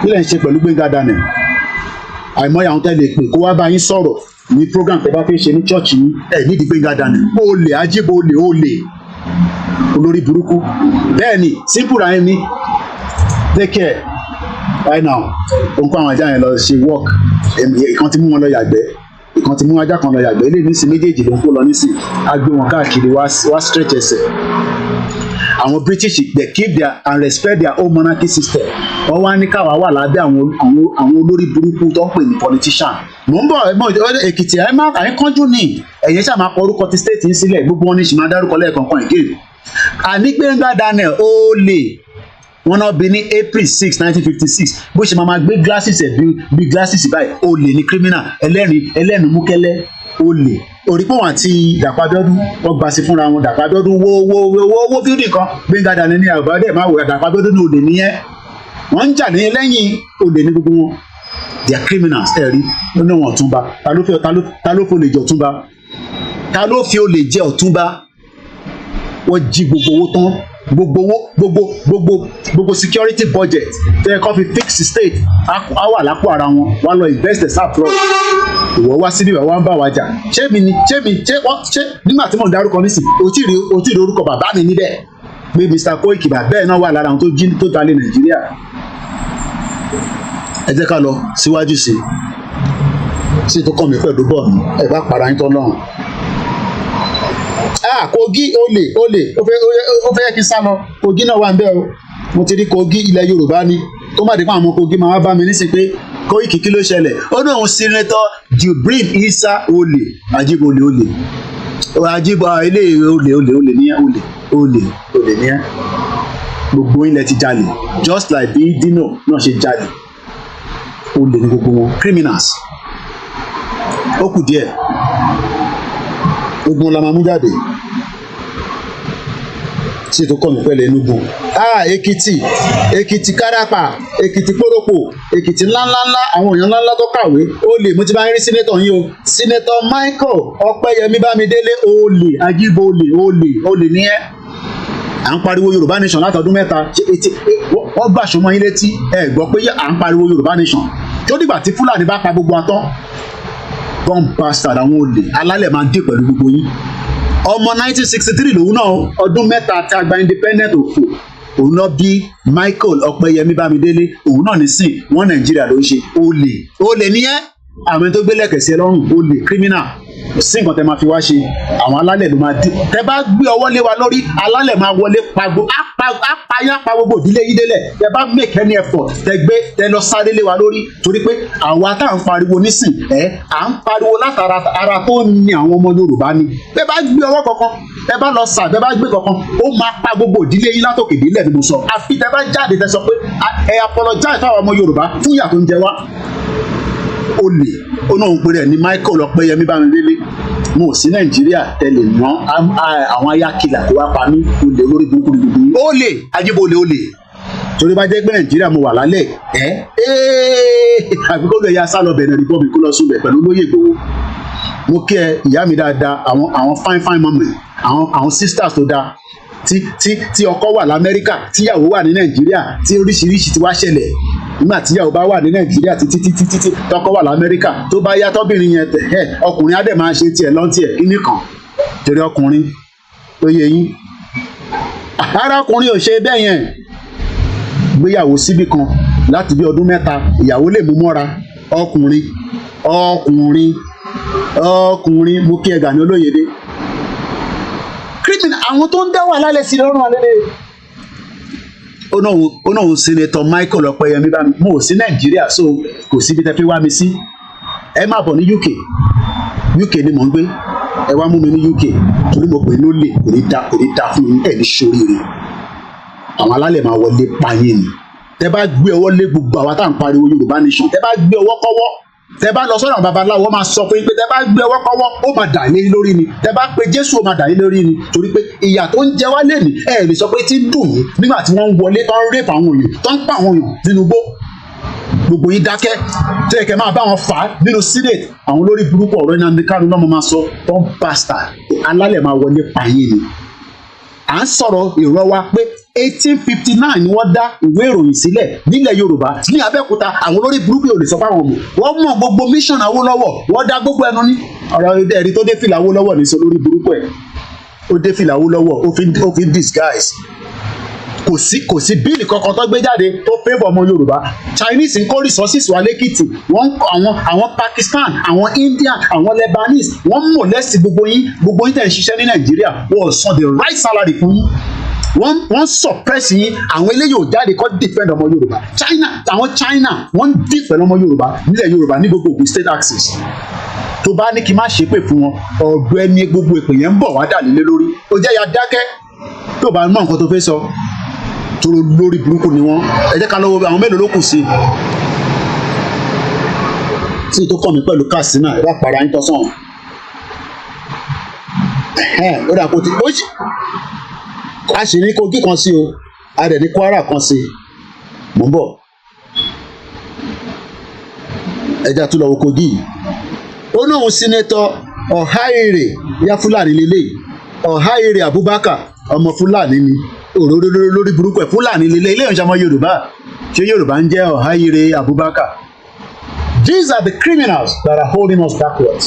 káwọn fẹ́ jẹ́ kí Yorùbá kó ní àṣeyọrí àwọn olùṣe lórí burúkú ẹ jẹ́ ká tẹ̀síwájú kíákíá. ẹja tó lọ sí Kwara ó náà Senator Sadiq Sulaiman Umar olórí burúkú àwọn criminals àníyàn ń jẹ wá wọ́n jíyàn gbé lọ́sàn-án gan ẹ̀rọ ojú olè náà lọ glasses àtẹ̀tìmọ̀ pé Fúlàní lélẹ̀ ilé ti dé fìlà wọn Fúlàní ni. ẹja lọ sí the next one. à ń bọ̀ ní Lagos o mo ṣe ń bọ̀ ní Lagos mo tún torí Kogi kan níbí báyìí Senator Sunday Stephen Kalimi ọmọ Fúlàní ni torí Yorùbá kì í jẹ́ Kalimi olórí burúkú criminals mo ti ṣí tó pọ̀ so o ti fẹ́ máa slow system mi down so bí a ká ṣe báyìí àwọn òkè ó ṣì ń hold eléyìí náà lélẹ́yìí o òun rẹ̀ rí 10th Senate National Assembly ọba ti jókòó síbẹ̀ wọ́n máa da agbádá òfò káàkiri agbádá òfò abẹ́ ẹkùn oríṣiríṣi oúnjẹ nǹkan kan ló wà níbẹ̀ wọ́n tún wá wà nínú bulletproof car gbogbo yẹn alálẹ̀ máa wọlé payín ni bẹ́ẹ̀ ṣe ń fìyà jẹ wá. Lagos ó náà Senator Wasiu Sani Esilokan àwọn ọmọ Tinubu lélẹ́yìí àwọn ọmọ Tinubu làwọn eléyìí òrórí ẹ̀ eléyìí ló dàbí àfin yóyó yìí kí ló dé kí ni ókè mo tẹ̀lé máa ṣe báyìí gan-an tí mo tẹ̀ fi ń waste time mi àti mo tẹ̀lé gbọ́wọ́lé wọn kí a tẹ̀lé rí gbogbo ẹ̀ ó náà legislator kí ló ń legislate àbẹ́rẹ́ rí bó ṣe dàbí àfin yóyó ó náà Wasiu Ẹ̀ṣílókun Lagos Central Senatorial District ó lè àwọn ọmọ Tinubu làwọn eléyìí ò ní support Yorùbá nation bẹ́ẹ̀ kódà àwọn eléyìí ò ní sọ àwọn eléyìí máa padà pé pààyàn ní o àwọn eléyìí ò ní support Yorùbá nation kankan torí criminal àwọn ọmọ Tinubu gbogbo àwọn tó wà lẹ́kọ̀ọ́ yẹn àwọn ọmọ Tinubu làwọn eléyìí so ẹ jẹ́ ká tẹ̀síwájú. tó tún gbé mi padà sẹ́yìn ni náà kó tún dá mi padà sẹ́yìn ni ṣá ti ṣe gbogbo àwọn eléyìí lẹ́ẹ̀kan anyway at least a ti rí as much of them náà pa ti rí gbogbo wọn tán délẹ̀ àti rí Gbénga Daniel lẹ́ǹkan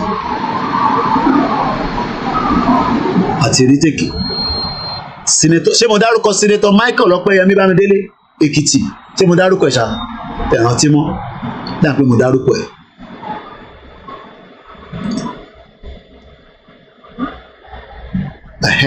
mo gbé ọ mo ti ṣe lé sóko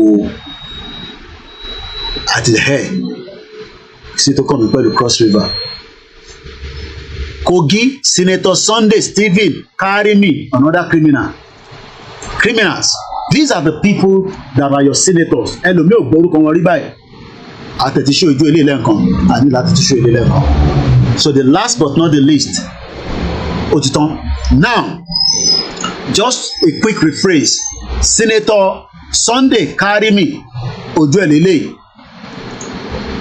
Senator Sadiq Sulaiman Umar ojú ẹ̀ lélẹ́yìí Senator Ọ̀háìrè Abubakar ojú ẹ̀ lélẹ́yìí Senator Michael Ọpẹ́yẹmí Bámidélé ojú ẹ̀ lélẹ́yìí Senator Jubril Isa ojú ẹ̀ lélẹ́yìí Senator Justice Olúgbénga Daniel criminal Ogun State olè 419 Senator Ìpínsàgbà Emmanuel Ọlájídé another criminal ní gbogbo yín tí nǹkan tẹ́lẹ̀ fi wá ṣe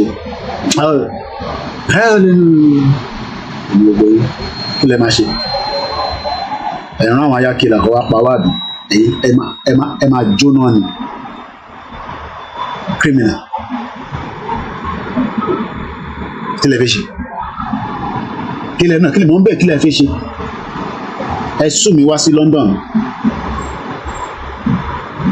idiot all over the place ìran Yorùbá wà backward ẹ̀yin jayé ẹ̀ neglect wa bí bàtẹ́ pé àkéṣe èèyàn ẹ̀yin àtàwọn kákọ́ọ̀sì wájọ ń gbádùn ẹ̀ máa mu champagne mu wine mu ẹ̀ máa travel káàkiri àwọn èèyàn wà ń lé nísìnyí ẹlòmíì ò tí mọ tó fi jẹ. Senator Francis Adenibigbe Fádùnsí another criminal olè ẹ̀yin tẹ́ bá mọ̀ ẹ́ sọ fún wọn pé olè ni wọ́n. Senator Ashiru Oyelọlá Yisa criminal Senator Buhari Abdulfatah Motayo Fulani lele àwọn family Buhari lele. Senator Fọlábí Salisu olè. Senator Adeniyi Ayọ̀mídélé Adégbómilérè olè ló ń gbómilérè. Senator Adétòkunbọ̀ Abiru Mukaila olè. Àwọn tí Lagos àwọn eléyìí ò tẹ̀ ní support Yorùbá nation. Àwọn Tinubu to the core àwọn eléyìí máa kú fún Tinubu ní bó ṣe wà yẹn. And the last but not the least tá fi bẹ̀rẹ̀ ó ní òun pé rẹ̀ ní Senator Adéọlá Solomon Ọlámilékan ló ń pè ní Yayi olè. So that is all the names of those representing you. Now, I have just about 30 minutes and I want to manage it very well. I need to go into the restructure. See, don't come about the restructure. But we've listened to Dr. Akintoye and his argument that if Nigeria, according to the headline on Arise TV, Nigeria will be in trouble in 2027 if restructuring is not prioritized today. They are not going to do it because they are benefiting from the corrupt system. So I'm not need that particular one. So now, just to flow for the next 20 minutes, then 10 minutes, we'll appreciate everybody, we'll close it down, and we'll say thank you so much. Now, let's go back and listen to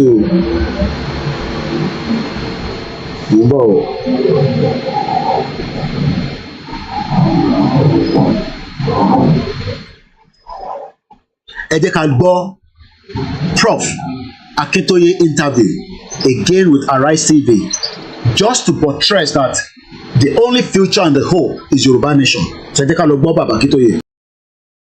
We can say now banditry is an industry in Zamfara State.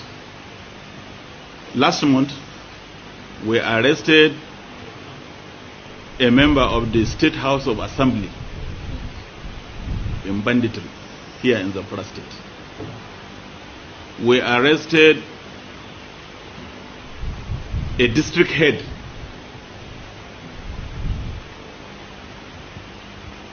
we also as well arrested a former local government chairman.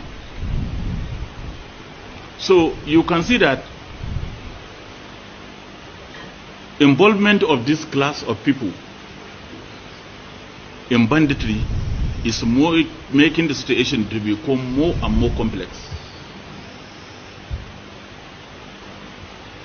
So in essence, I can say that all caliber of people now are involved. All manner of people are involved in this banditry. More alarming and more disturbing is the involvement of a district head in supplying drugs to the bandits.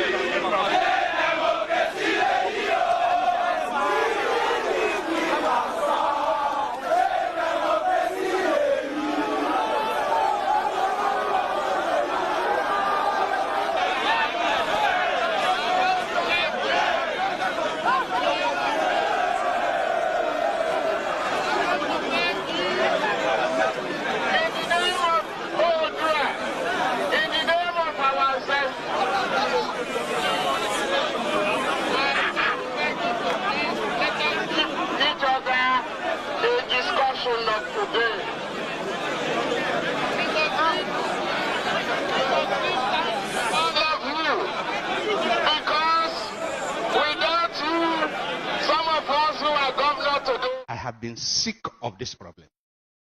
I have been sick of this controversy over living wage or minimum wage.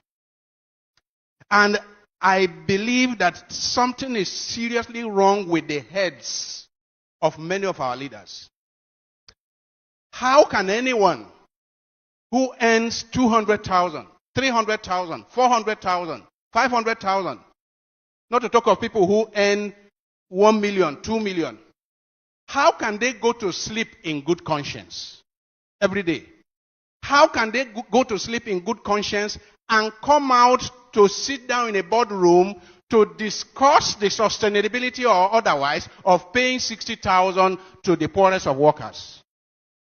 How can we go to bed and sleep, all those who belong to the elite, who earn 2, 3, 4, 500,000, 1 million? How can you go to sleep in good conscience, I say, if you still have any conscience? How can you go to sleep in good conscience and come out to be debating? I hear people on TV, I watch people on TV, experts, economic experts, corporate executives, government officials, who are taking home more than $1 million in a month. And they are there arguing that 60,000 or over will destroy the economy. It's not sustainable. How wicked!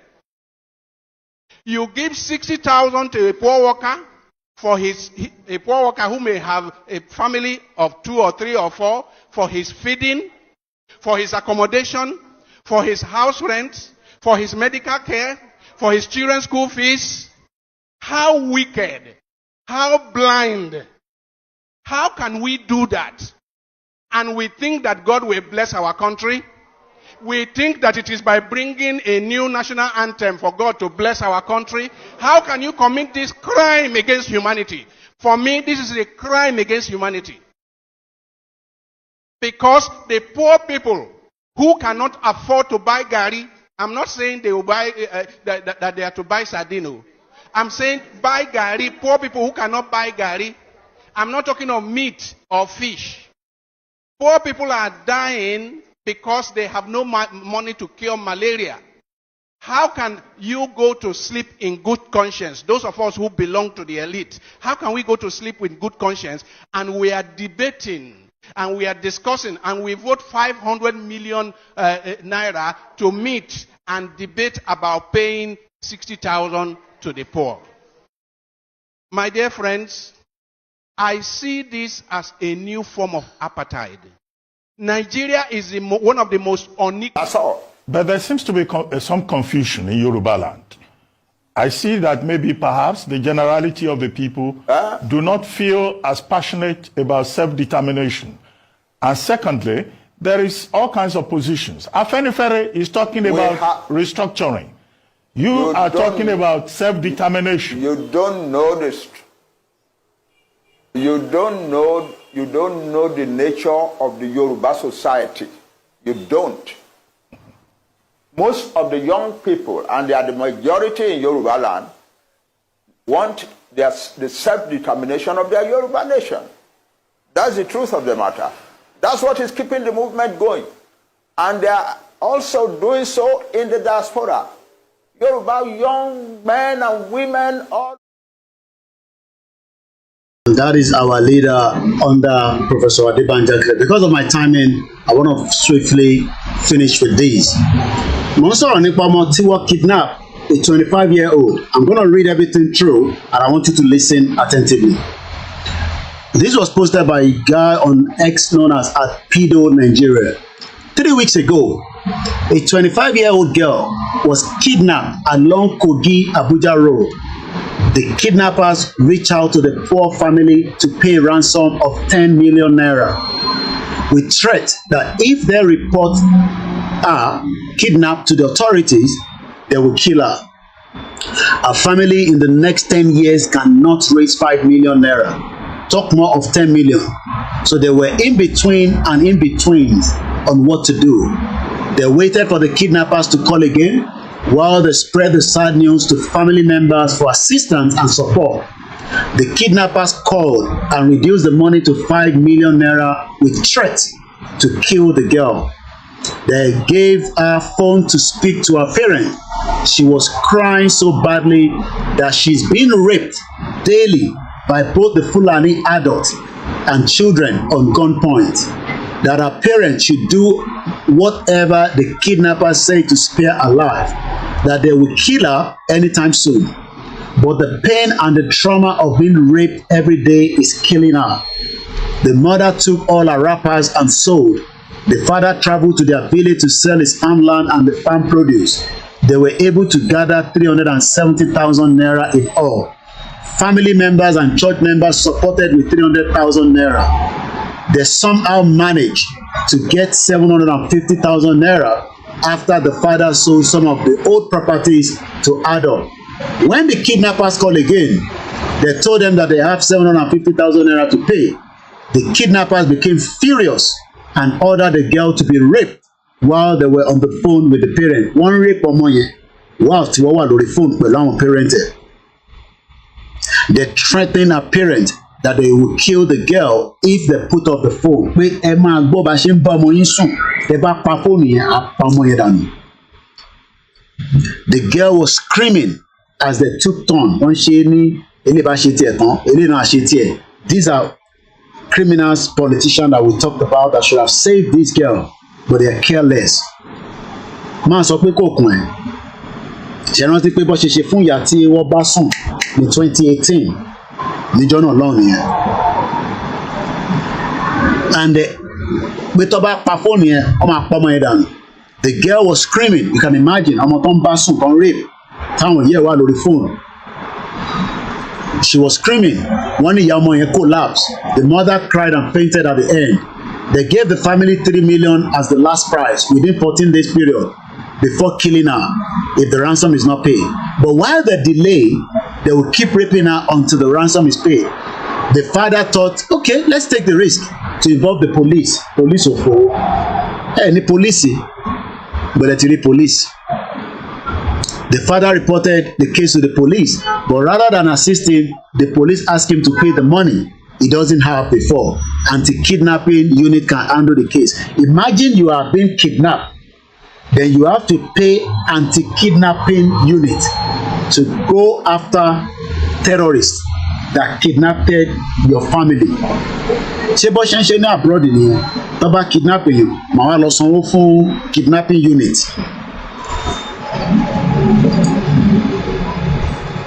A relative of their search out to me on the X in your reach out boy when the police was forthcoming with help or no solution. I was able to use a tracker to track the call location to a forest in Nasarawa. So that means these people are not ghosts. Mukere Saheed Balogun. They are not ghosts. So look, this is a phone. If I make call, you see, straight away. The pointer will tell the signal if it's in number 18 to ring. So why are they making it look like when you get kidnapped, they cannot find the kidnappers? That is what the police officer said earlier, that it is all business for them. Mokiyami Oluwatife, wọ́n ní how come they join we Yoruba people with these animals? Emma Ekinkamo, who are very, very disheartening and sad. But bí ṣe ń ka update lọ́dọ̀ bọ̀bọ́ yẹn nísìnyí, ó ní wọ́n ti raise 2 million. So that means pé tó bá kidnapping, a gbọ́dọ̀ máa lọ raise owó fún ẹni tó kidnap. And you think that is a country? Nigerians are special breed. The family has raised 1.4 million naira after this viral post about their daughter's kidnap. Few persons reached out privately to support. I connected them with the family who connected me on Twitter, and they sent their donation to support the family. There is still hope. We can make it. They now have 2.1 million, 5 million. Hey, Allah. So this is how we're going to continue, Abi. So tó bá ti kidnapping yàn kémi náà wá, ó yá ẹ jẹ́ ká raise owó ká fi gbà wọ́n lẹ̀. So tó bá ti kidnap the next person, ẹ jẹ́ ká raise owó ká fi gbà wọ́n lẹ̀. So it becomes merry-go-round, Abi. That is the reason why táwa ọ̀fẹ́ yẹn. Rather than that, I would prefer pé let everybody go their separate ways. But àwọn Yorùbá kan ní no, a fẹ́ Nàìjíríà, ibẹ̀dẹ̀ ni a máa dàgbà sí. Ọlọ́run kó wà pẹ̀lú yín. Èmi ò ní rí jù báyìí lọ ní ètò ti ọ̀sán yìí. Tí ẹ bá gbádùn ètò náà, lóyìnbó ṣe ń gbádùn sìgá, ẹ bá wa pín ètò náà, kẹ́ share. Ẹ bá wa ń wá bẹ́ ṣe fẹ́ support platform yìí pé ìwọ̀nba tí èmi náà ní, màá fi support Mr. Koiki, ó kéré, ó pọ̀ ni. It doesn't matter how small. Ẹ fi support wa kí a lè fi máa tẹ̀síwájú. Mo dúpẹ́ lọ́wọ́ gbogbo ẹ̀yin tí ẹ gbọ́ wa àtẹ̀yin tẹ́ máa tún ètò náà gbọ́. Kò ní rẹ̀ wá, kò ní sú wa. This is the country tí wọ́n kó wa sínú ẹ̀. àwa ní ká wá kóra wa kúrò. Mo kí grandma Awoniyi, ẹ bá ń kí àwọn granddaughters yín náà. Mo kí gbogbo ọmọ Yorùbá pátápátá, àtẹni tó believe, àtẹni tó ní ká shut up, àtẹni tó ní kò sí tó kàn wọn. Nigeria will be fixed. Ẹnu ẹni gbogbo àjọ wa. Mo kí ẹ triple DRS. Àlàáfíà làwọn family wa ó ti lọ sí iléèwé. Ṣẹ́gun ọ̀nà mo kí ẹ̀gbọ́n mi dáadáa. Mo kí gbogbo ẹ̀yin brothers mi, ẹ̀yin olólùfẹ́ wa, ẹ̀yin tí ẹ̀ ń support àwọn èèyàn nílé. It's a lot that people are doing to support people back home. Kò easy rárá. How soon we can continue to do that is what I don't know. Ká máa send owó sáwọn èèyàn nílé torí pé láti fi support wọn, láti fi ṣèrànlọ́wọ́ fún wọn. I don't know. But all I know is that gbogbo kìíní ò lè continue like that. Mr. Adekunle Ramon ní Ògùn lákàáyé ló máa pa gbogbo wọn. Mo sọ pé àṣẹ. Mo kí brother mi Adéwùnmí Adénípẹ̀kun wọ́n ní let us share this program please. Bàbá mi Bọ́lájí Mohammed, mo kí gbogbo ẹni tẹ́ wà ní Kano. Ẹ má bínú lẹ́ẹ̀kan sí pé the mix LR is not on, but hopefully tí bá padà wá, if I have the strength at any point the mix LR will be back. Bàbá mi Nurudeen Akimoyede, mo kí ìyá mi dáadáa Ògùntádé Muibat, àwọn orúkọ ńláńlá gbogbo ẹ̀yin sisters mi ni mo nífẹ̀ẹ́. Ibi báyìí ò kì í ṣe èmi náà máa ń lọ gbọ́ àwọn sisters wa mo wà lọ́dọ̀ Lè Sanjọ́rin, èmi náà wà lábẹ́ ètò mò ń gbọ́n tán sọ kò táàyè ni tá à ń sọ oríṣiríṣi ló máa ń sọ. Sometimes I just listen to that, but lórí ètò tiwa ní bíbá it's all about the self-determination and the creation of awareness so that our people can know that Yoruba is the only way. Abdullahi Jami mo kí yín, Mr. Ṣẹ́gun Fágbèwò mo kí yín náà, Oyetunji Kazeem mo kí gbogbo yín. Bàbá mi Olúwọlé Ọ̀ṣọ́wọ́ ní good afternoon. Our rally will resume. Mo kí ẹ brother mi ní Italy, Òkìkíọlá Emmanuel, Yorùbá ní mo kí ẹ.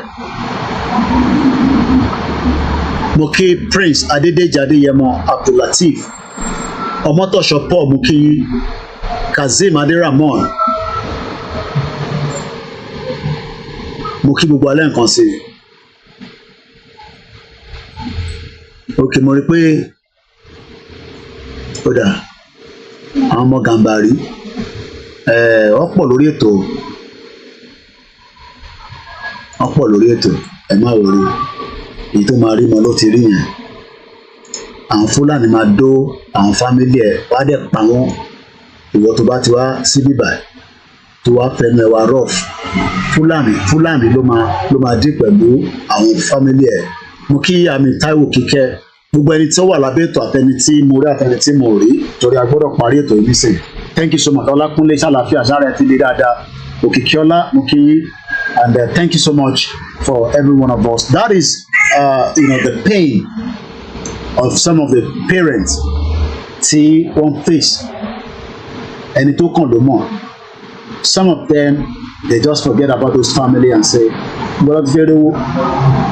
So but at the end of the day àwa ò ní dákẹ́. We will continue to hold our politicians responsible for all the atrocities tó ń ṣẹlẹ̀ lọ́wọ́lọ́wọ́ nílẹ̀ Yorùbá. Mo kí gbogbo yín nísàlẹ̀ Èkó, mo kí ní gbogbo 191 local government tí a ní nílẹ̀ Yorùbá lénìí láì yọ ẹnìkankan sílẹ̀. Gbogbo wa pátá ni a máa jọ délẹ̀ lérí. Mo kí Mr. Abiodun Gafar, mo kí Amora Dake Victor. So, and let me say thank you so much to everyone. We play the anthem and we catch up again some other time. There might be nítorí sunray yẹn kò jẹ́ kí n rí screen mi dáadáa. Yẹ mo ṣe ń bẹ́ndì báyìí. So, thank you so much. Enjoy the rest of the afternoon. Stay safe, especially if you're traveling in between Yoruba land. Kò síbi kankan tó safe. Kọ́lọ́n kó máa fi ṣọ́ àpapọ̀ ẹ̀ kó máa fi ṣọ́ wa àníṣe lásán. Mo kí bàbá wa Professor Adébanji Akintoye, mo kí olóyè Ìgbòho, mo kí gbogbo ọmọ Yorùbá lẹ́ẹ̀kan sí o. And on that note, have a very blessed afternoon. KOIKIMEDIA bringing the world closer to you.